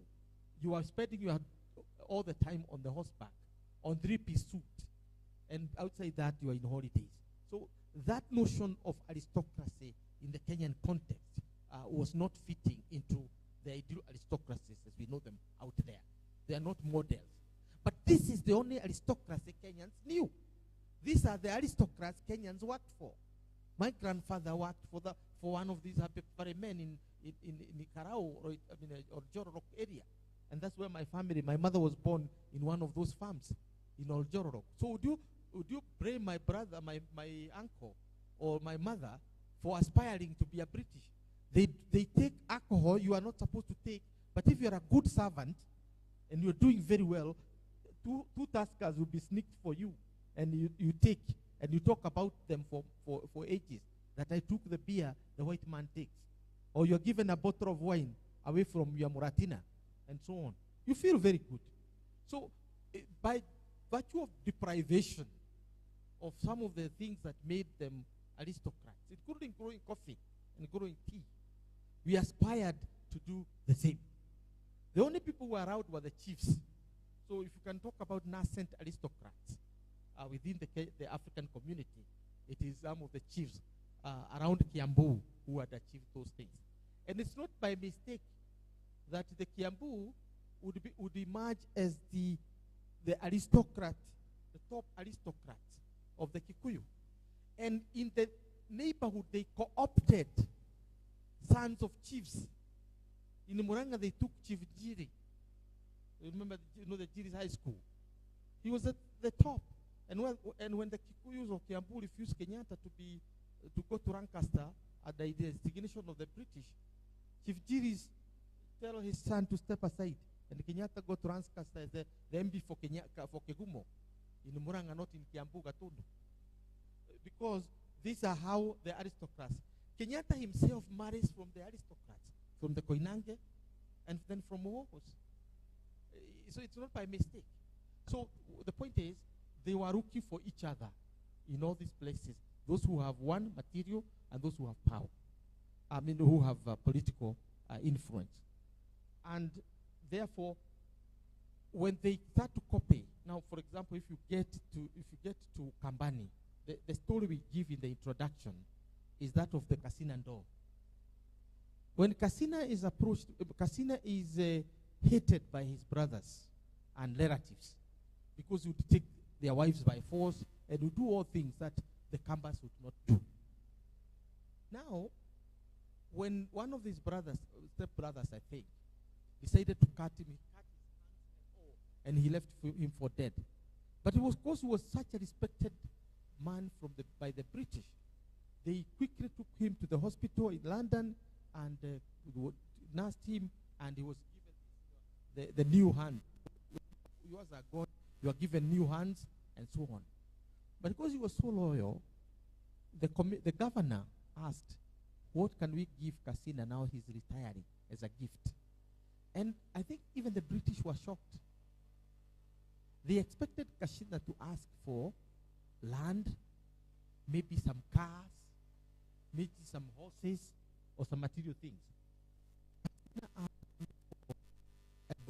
The Union Jack be raised in his compound every day. And would routinely get out to see the flag Union Jack raised. So the British moved the governor, or not the governor, I think the commissioner, moved from Nairobi to come and install the flag on Kasina's compound. And Kasina lived happily ever after with the Union Jack. What does that tell you about when we are talking about the aristocrats of the mind? Because that's the concept we are using. The aristocrats of the mind. You may not be an aristocrat, but you believe that you are one. You believe you are one by association, and two, you have been schooled in the manner and character of the British aristocracy. So you believe so. And if you talk to Nyandusi, Musa na Nyandusi, if you talk to all the chiefs, that's how they saw themselves. We are different. I say so because I was brought up in the family of the chief. Me not being a chief, but being a friend of the son of the chief. And we're talking about post-colonial Kenya. And when we go to Chief Jogu's compound, now you see how people are organized, including those who serve tea, those who clean, those who do the farming. They are organized like a central farm. Even, we're talking about even now, that's how they are organized. So the concept of the aristocracy will not be difficult to define, because it's more about the aristocracy of the mind rather than the one of the status, class, and achievements. I didn't make it in Zimbabwe. He came to Kenya and made it big in agriculture, in politics, and wealth, because he owned large chunks of land, coffee farms. Then he went back to Britain and wanted to marry from a prominent family of a lady called Gertrude Watt. Wakamwangalia hivi wakaona hii takataka inakuja kufanya nini hapa. So to prove to his in-laws to be that he was worth, he decided to walk from the Cape to Cairo. From Cape Town to Cairo. The man who walked across Africa to prove to his in-laws that he has certain traits that make him belong. And finally he was allowed to marry Gertrude Watt. Unfortunately, she later died. But Lord Grogan built the hospital we call Gertrude Children's Home in honor of her. That tells you that, he acquired certain trappings, changed his class from one group to the other. The other one, look at the Kenyans who were among the very first to either work in the colonial civil service.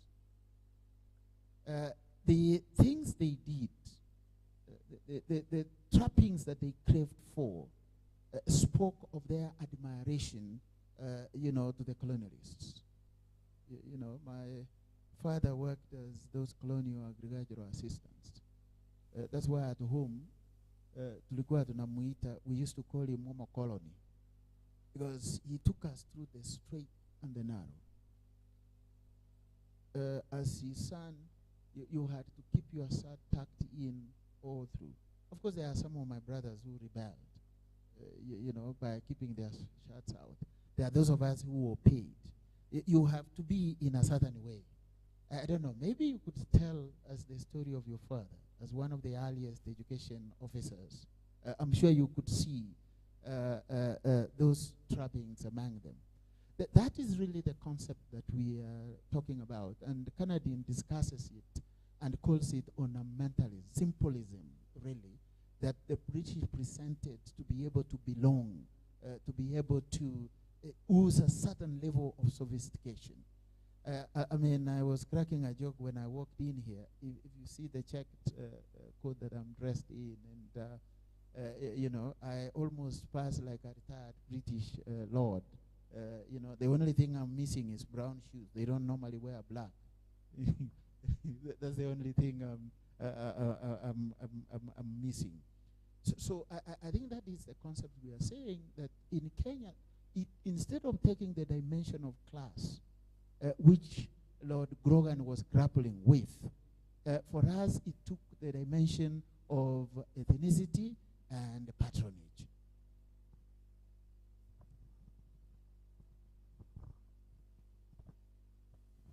Why we may have an operational definition.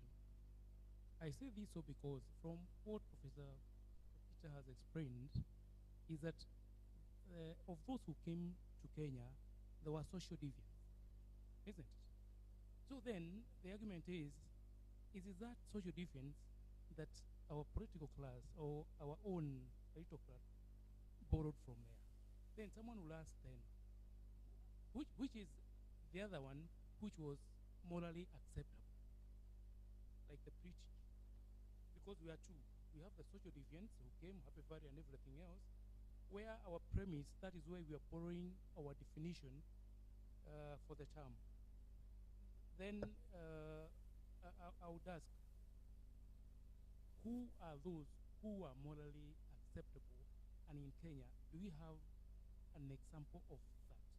So that we don't do a definition that cuts across the social deviants and those who are morally British, well-fined gentlemen.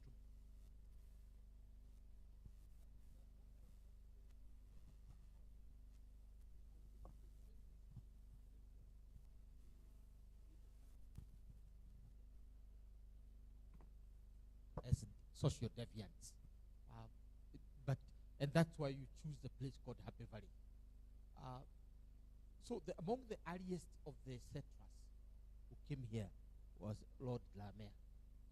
And therefore he became the top aristocrat in Kenya. Two, he had the largest amount of land. The soy sabu lunch was the largest of all, even larger than Lord Grogan and others.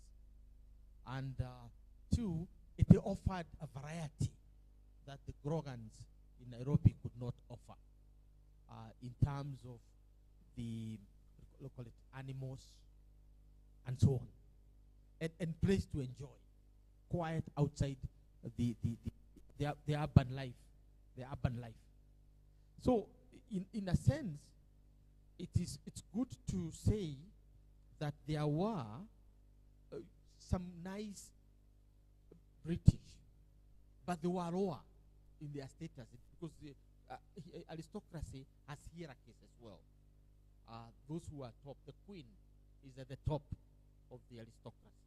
Then you come down to those others who serve under. Now, remember there were also British soldiers, particularly after the First World War, and more increasingly after the Second World War, who were brought in. But it's the first, those who came in the 1930s. The Jews who have done extremely well elsewhere were allowed in as aristocrats. But the ordinary Jews were classified as Asians. So they were not allowed into these aristocracy. Because the Kenyans are very clear when you read some of their work, which I looked at the Kew Gardens, that the Kenyan white was clearly defined by way of comparison, that he or she is not like the Cape, right, who has become liberal, right? And it is not like the white in Durban, which is contaminated with Asians. And it is not like Zimbabwe, which has what they call the dirty white, the other lower classes, the Irish, the Scots, and other lower British classes. So it has to be pure. That was the essence. And if you are there and you are not pure, then you are there at the mercy of others. This is where our friend, the Brock, Abraham Brock was one of the most respected Jew. So he was part of the nobility, but he was not part of the Happy Valley. So what he did is to finance the Happy Valley because he was a financier. He was one of the richest. So whenever a member of the Happy Valley got broke, either through whatever, they would go to Abraham Brock for basically, becoming solvent. That's why the Jewish whatever temple or whatever it is, synagogue, is next to the university. Where you look at that place at the corner, where it's not touched. Now, so the long and short of it is simply this, that there were variations within, etc. But the group you call the Happy Valley was the most influential. At home, it was the highest rank, because it also depends on who you are associated with. For example, when you go to the Diana's family, the Diana family are part of the Raja, they are very high ranking, which is why they would marry with the Queen's family, because they are very high. They don't live in Britain; they live in Cape Town, but they are very respected, and so to say. And as a result, it was possible. It was possible for one who is in Kenya to trace their line from a more person top. That's why they could maintain their life here, because they are more heirs of very serious estates and came to spend their good life here in Kenya in that kind of freedom. So I think for us, what we are going to do in the book is which is not here. It is basically situating the Happy Valley in terms of what it was and the character of the aristocracy.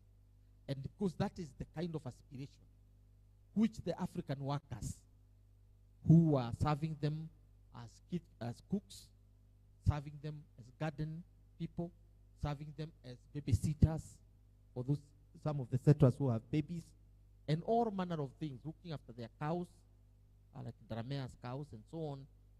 That is what they admired. And this is what they are going to keep after independence. It did not take a lot of time to transform the Murang'a peasants into farmers, growing the highest quality coffee in the world. Why? Because they had worked for the settlers. So what we know is that they carried the skills of coffee planting, tea planting. But what had they carried as part of the cultural import from the settlers? I think that's what we are looking at. Okay, I think you have. I think what Professor and Dr. are looking at is the actual. You have the conceptual definition, which we understand.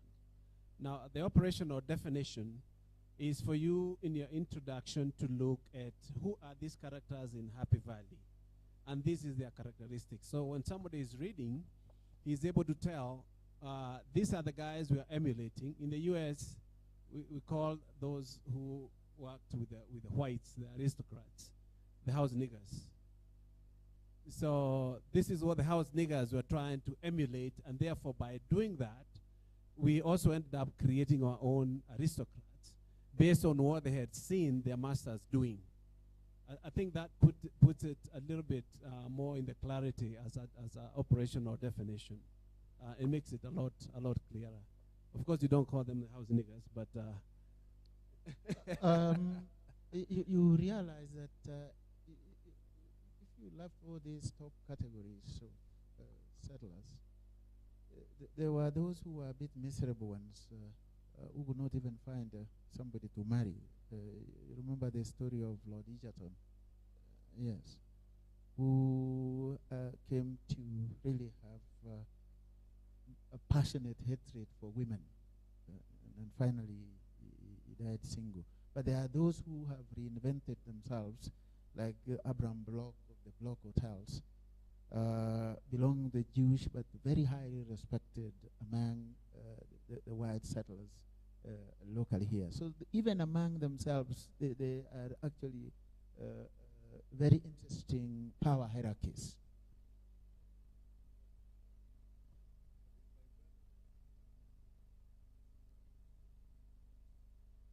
Yes.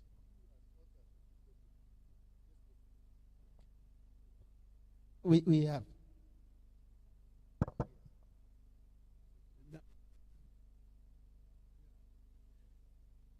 No, I wanted to finish with that so that I can go back to Masika, and go back to the coup, because I really had a comment I wanted to make on the issue of the coup. I'm a student of chaos. Okay, I studied chaos theory, and in strategy, what do you say in chaos? All these things that look random, no matter the randomness, there is order. You just have to observe closely, and you discover the strategy. What you described are chaos that were created to a semblance of a coup that was happening, but there was so much chaos around that. The units that are supposed to respond are not in Nairobi. The general who is CDF is not in Nairobi. The president himself is not in the village, whatever he's doing. So with the sole purpose of crushing two communities which dominated the Air Force, the Kikuyus and the Luos. I was at the University of Nairobi in '82 on the night of the coup. I was just telling her.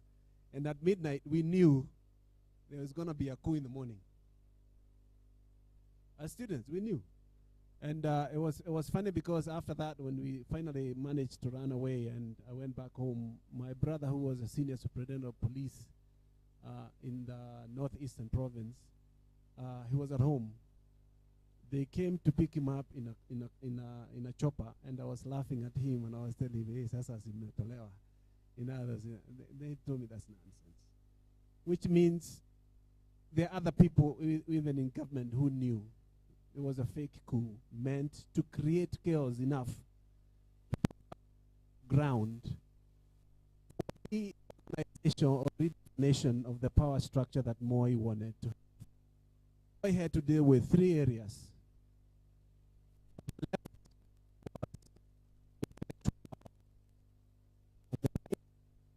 Economic power, in the middle was politics.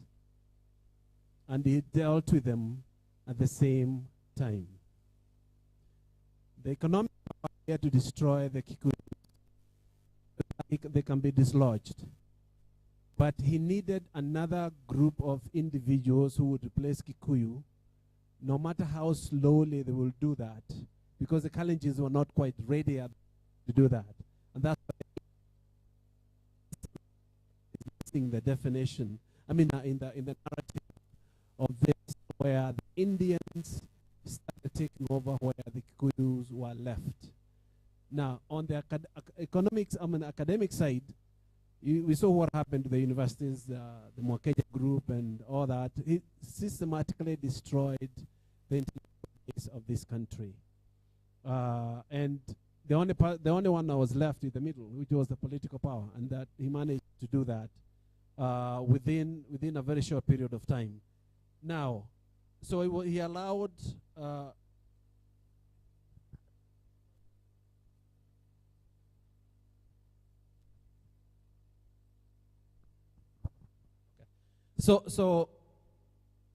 and the same strategy happened in '92, and I thought you would capture that in 1992 when they conned Matiba to run so that he can destroy the opposition. If you look at the votes for Raila, Kibaki, and Matiba, they were almost twice what he got himself. Is that correct? With Jaramogi. So he almost got twice, they had almost twice the votes that Moi had. So he used the same strategy he used in '82, 10 years later, to remain in power. And those are things that I think are worth and this happened again in 2022. History repeats itself. 2022, the two ethnic communities that have been so divided since the colonial times, the Kikuyus and Luos, they got together. But then Ruto had to use the class narrative to defeat the two, and he ended up being in power. The rest is actually, the rest is history. The other thing, that's why I kept on saying about the issue of not psyche. Longevity in political power with these aristocrats is slowly destroying this country. If you look at the people who are in power today, apart from even Ruto included, they've been in power, they've been in government for between 20 and 50 years. So we have to think, how do we, as a country, and that's what was, any time we have a fantastic book like this one, there's always something that I call feed forward. What is the book and the intended intellect take home of the book? And looking at what we are looking at is, what is this book going to tell us at the end of it when we read? The aristocrats, we have 3 generations of them, but it's either them or their children that are still in the same power play that we see today that we saw 40, 50 years ago. So how do we break away from that? And that's why I kept on saying, understanding the generational psyche and the damage it does to the next generation is extremely important in order for us to break that cycle.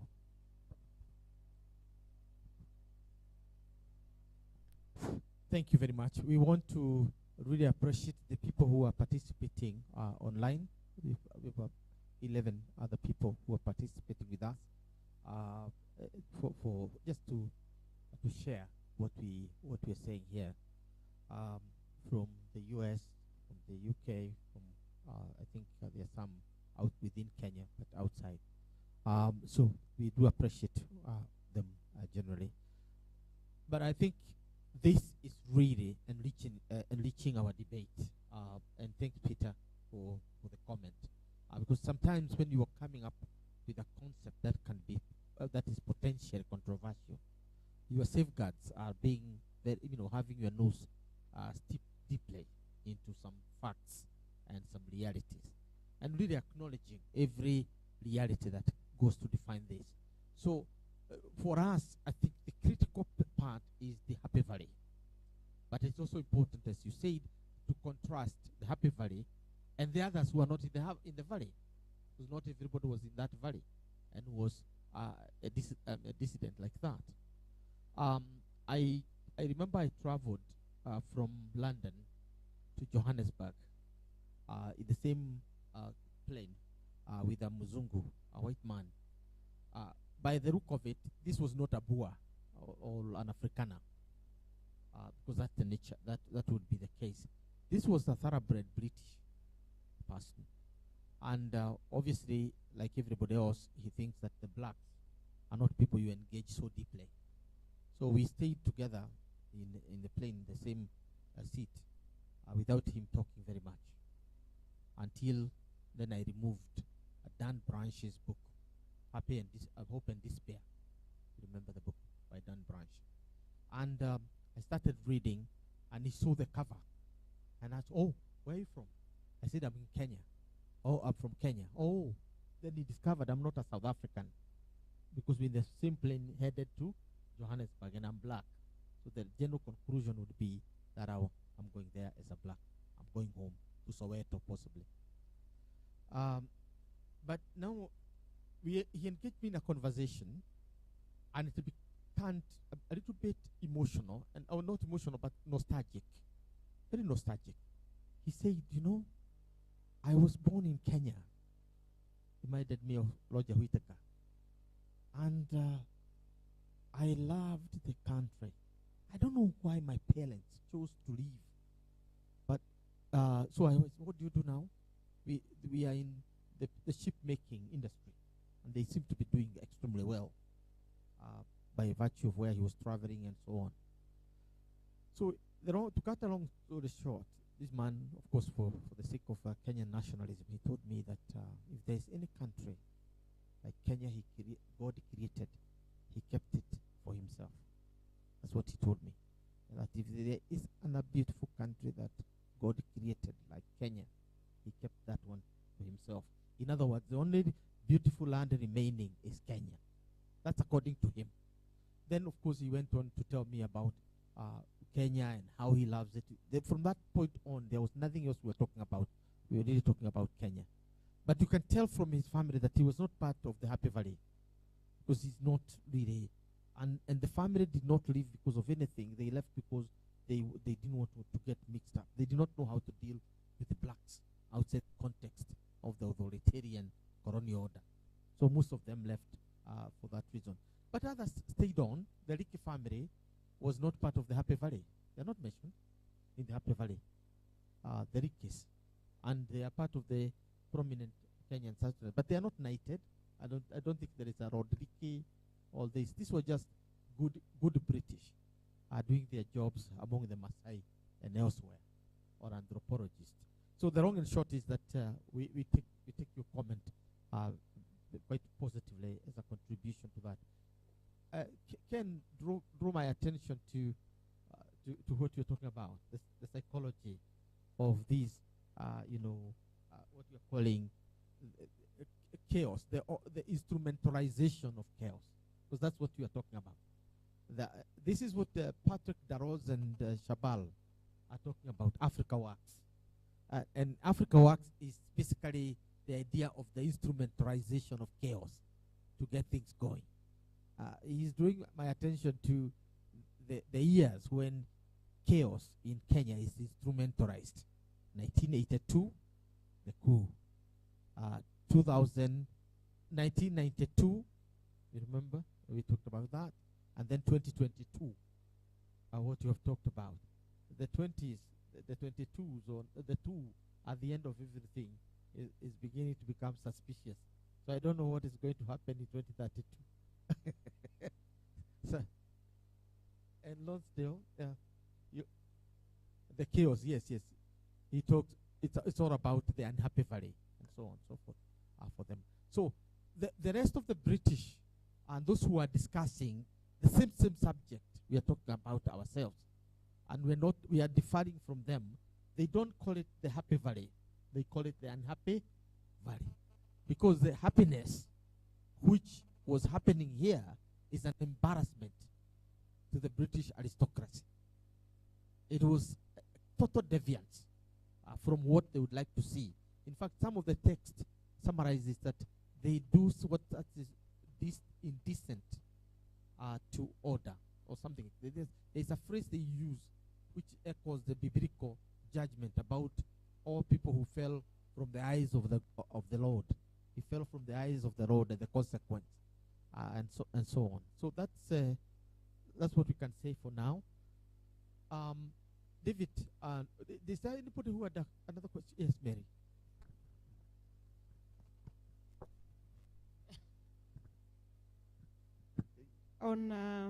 Thank you. On Moi,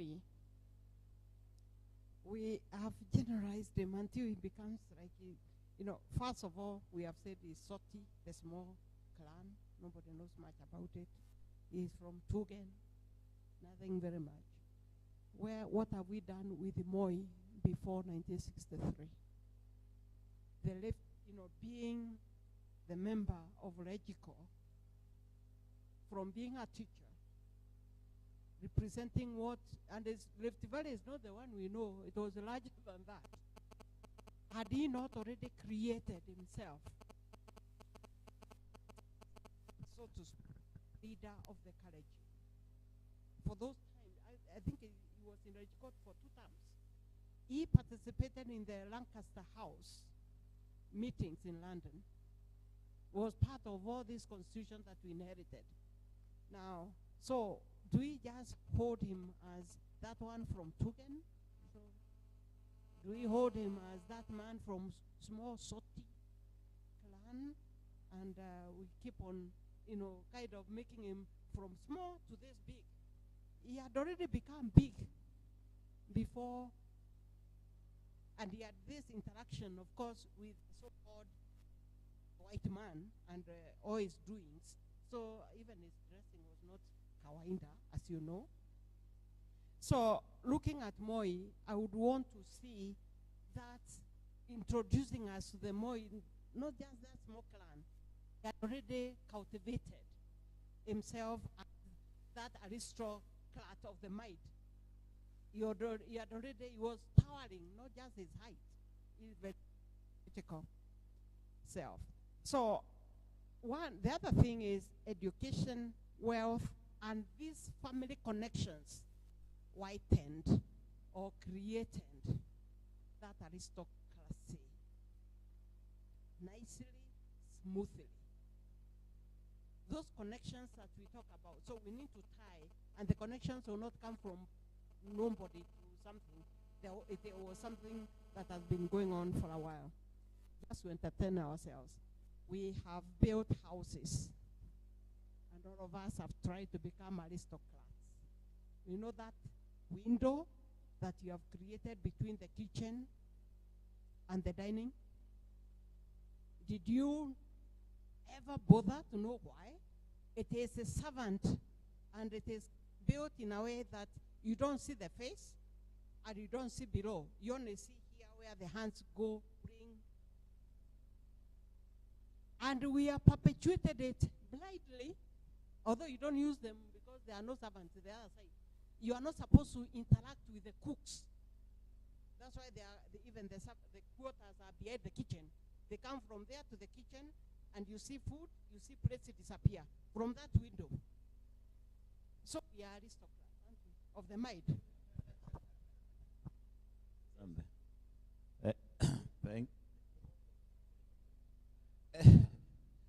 Thank you very much. Thank you very much. Let me add something again on Moi. That Moi was a Kalenjin candidate during the Lancaster issue. He was there with somebody called Tomno. There were 2 candidates. Tomno, he was a Maasai, and Moi. So they needed one person from Rift Valley. And these were 2 candidates. So the Kalenjin coalesced around Moi. And who are these Kalenjins that coalesced around Moi? These are chiefs, prominent chiefs, Elijah Cheruyot and others. And these chiefs had been created by the colonials.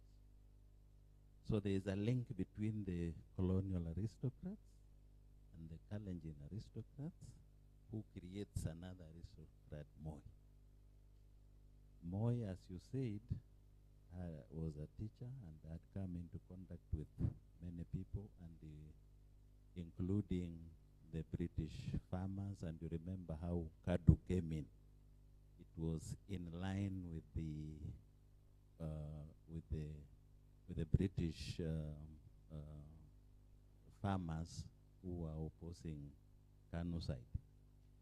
And as you said, I talked to Burudi Nabuera on an interview, and he told me how he got his scholarship to London, that his scholarship was meant to understand the Mau Mau, the sociology of Mau Mau.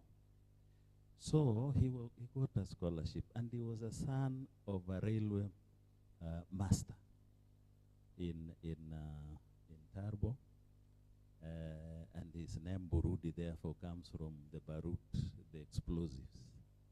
So he went to London, and as a student he receives Moi and the other Kadu boss, what was his name? Masinde Mulero, Ngala. So Moi slept on his bed, and they were attending Lancaster conference. So that's how they knew each other. When later Moi came to power, Burudi Nabuero becomes Minister for Interior. So you understand these connections we are talking about. So he had built a base. Bases were built on a continuous line. So the two Kalenjin groups that supported Moi, the Kipsigis, in terms of population, the Nandi in terms of wealth, chiefs and so forth. So they accepted him. And the groups that helped Moi were pastors. Remember, Moi had a connection with the church, the Banets, which now turned to be Cabernet. So he had that missionary touch. During Moi's time, you can remember all his children are named after the royal Philip, who, you know, that connection. Yes, the naming. And all that. Remember that Kenyatta's funeral, Jomo Kenyatta's funeral, was planned in 1968, 10 years before he died. And the only other person who knew that was Daniel Arap. This is in a document I've given Professor. So the British trusted him. He was trusted. And we have read from elsewhere that it is CIA who identified Moi to succeed Kenyatta. So it's all connections.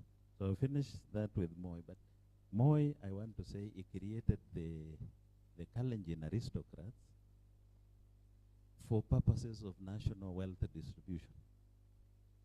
And he created broad-based groups from other ethnic groups for political purposes. Wakinamolo Mutisia and so forth, Amoth in Nyanza and so forth. So, yes, Karaoke Chotara and so forth. So for political purposes. But the other one was for issues of wealth. And quickly saying something about the coup. Those of us who were already in high school, you know, it was very scary, and you cannot imagine that somebody would have planned it to happen. And I also think you must answer the question, don't you think it is risky to say let a coup take place and then I will do something after that? You must answer that question.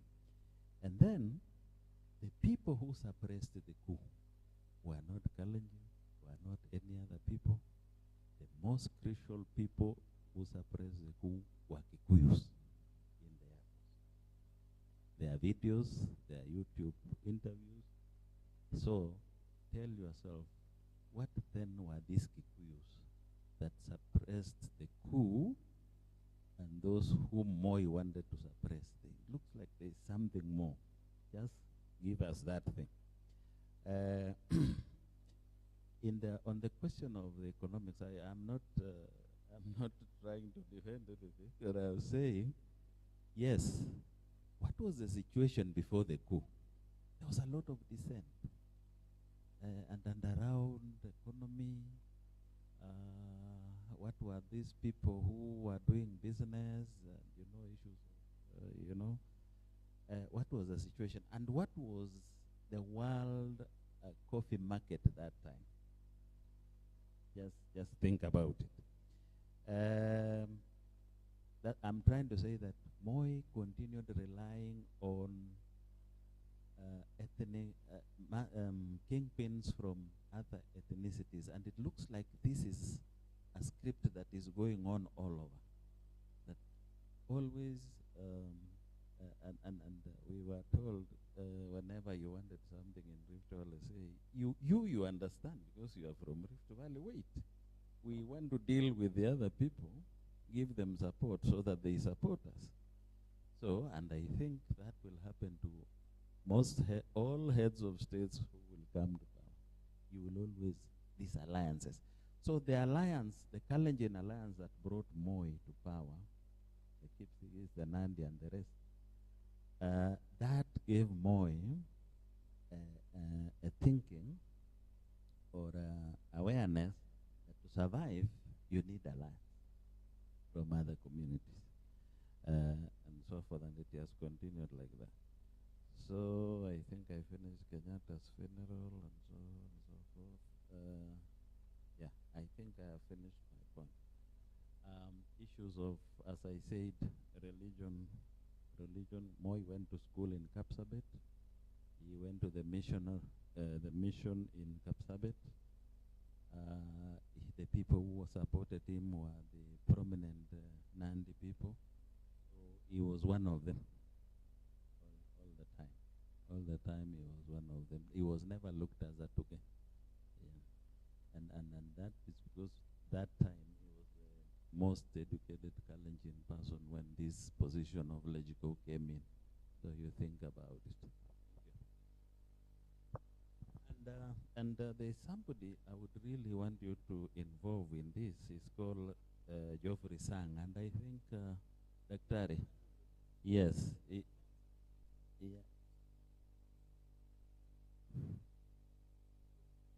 Yes. So he would link these things nicely. Thank you. Together. Thank you, Dr. Lee, Ambassador. It's very helpful.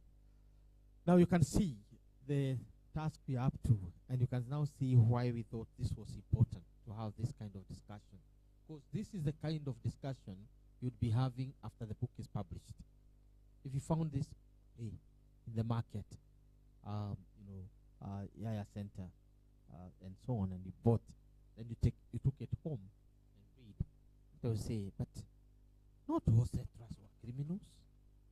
No settlers were from the Happy Valley, because the concept is not as tight as an intellectual like Peter would like to see it.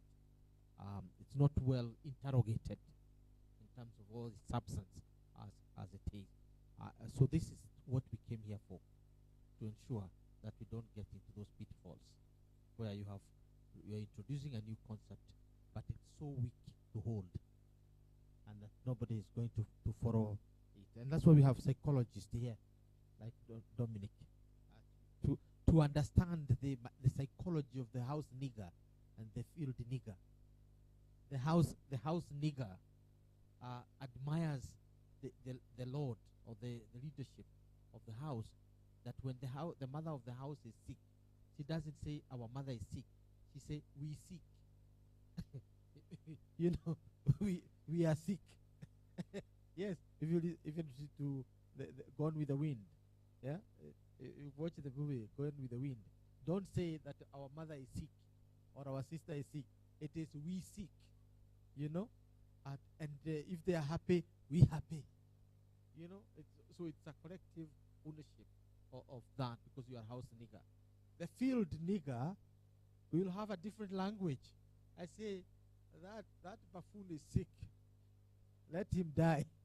And so on. So they're coming from different ideological positions. So I think what we are appreciating in Kenya is that it is not it is a mix. What we inherited is a bleed. Is a mix of the two. The happy valley and the other valley, the other settlers, because they had certain values, farming and all that. But it is the culture, the political culture of the Happy Valley that has increasingly become dominant. Because from the early Kenyatta years, where people are told that it is wrong to do this and that, when you listen to Kamaru's songs, they are all about our people drifting very quickly to the Happy Valley, and others warning them against going that way. Even because Kamaru will be telling the people in his songs, and you who are driving these Mercedes Benzes, Toyotas, remember where we are coming from. Remember Kimathi, remember the others. And now your children cannot even speak Kikuyu. They cannot tell the difference between a goat and a cow. I mean, a goat and a dog. And they are wondering what is happening to this dog dog which is eating potato vines. You know, these are the lamentations of the 60s, because we very quickly drifted towards the Happy Valley. But we did not know that we were drifting to Happy Valley until we now come to 2013, all the way up to 2022, and now where we are. Then you begin to look at yourself and ask, who are you? You look at the ministry in the government, and instead of the logic of stabilizing the health, education, and all, you are looking at the machines that you are going to import, the technology you are going to import to make $1 billion or to make $1 million. Not because it's necessary, but because it gives you the opportunity to make money. So in short, that's really, because history is written by those who are living, and they interpret the past from the perspective of what they are able to see. So the history we write is not for the past, it's for now. That's why I am, as a political scientist or a person teaching in the political department, I have no problem adding at 202. Why? Because the book, when you read it, is going to speak to you about today, because that's the interpretation. But we got the comment. I think it was said, and we got to sit down and see how we are going to do that. That you push it to the present, or you think about the second volume, but you wonder whether when you do the second volume, it's going to make any sense, or whatever it is. I think we have to consider whether you want to do 3 volumes: the Kenyatta, the whatever, and after the Moi, and after. Maybe you can combine all the others. Alternatively, you do a thorough job. But this was very specific for the Moi era, for the reason that we would want to see what kind of transformation take place within the Moi era, because there are certain things that have happened. That's why we have this name, the thing here. Why you have Lodelo and Lord Errol and what do you call this person, Bob Oko. Why do you have them? Because everything about them fit like how he was killed, why he was killed, and the theories around it. How he was killed, why he was killed, and the theory around it. They fit. Both are prominent people with wealth, and both are very strategic in terms of power, the country. So this is the Happy Valley in the 1930s, and this is the Happy Valley in the 1990s. Right? So you can see, how did we reach here? Because the theories I'm getting about why Oko was killed and who killed him are basically taking me back to that kind of life. And there is a prominent one that is in the law, but PLO Lumumba and others will give us interviews on some of those things. Just to read. But we have also talked with some of the people who are in the Throne Commission and others, and you've scoured through the books that have been written on Oko's death by very, very close families, friends, and so on. And what you are coming up with is, you need to understand the current aristocracy in order to find out exactly what was happening. And finally, you talked about Moi as a creation. There's an extent to which he created himself. He walked that road to go to school. He would have decided not to go to school and look after cows, and he would not have been the Moi. So allow him. Allow him. He would have married 20 wives. This time he married one, and when she disappeared, Moi stayed the way he was. Yeah. So the point is, we have to give credit to Moi. But you have snippet of information that you can rely on. For example, his trip to the United States as the leadership program, and the way he was introduced by Vice President Nixon to the men and women of the press when he could not articulate himself the way Boyer was articulating himself. Because Boyer was very, very eloquent, and his flair of language was impeccable. It's very different from Moy, who would stammer his way through English language, and you feel this man would be comfortable with another language other than the one he was speaking.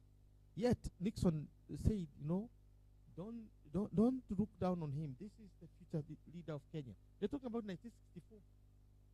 And 1964, it is written, and they have that book in the house, the whole text of how he addressed the journalist to tell him about that.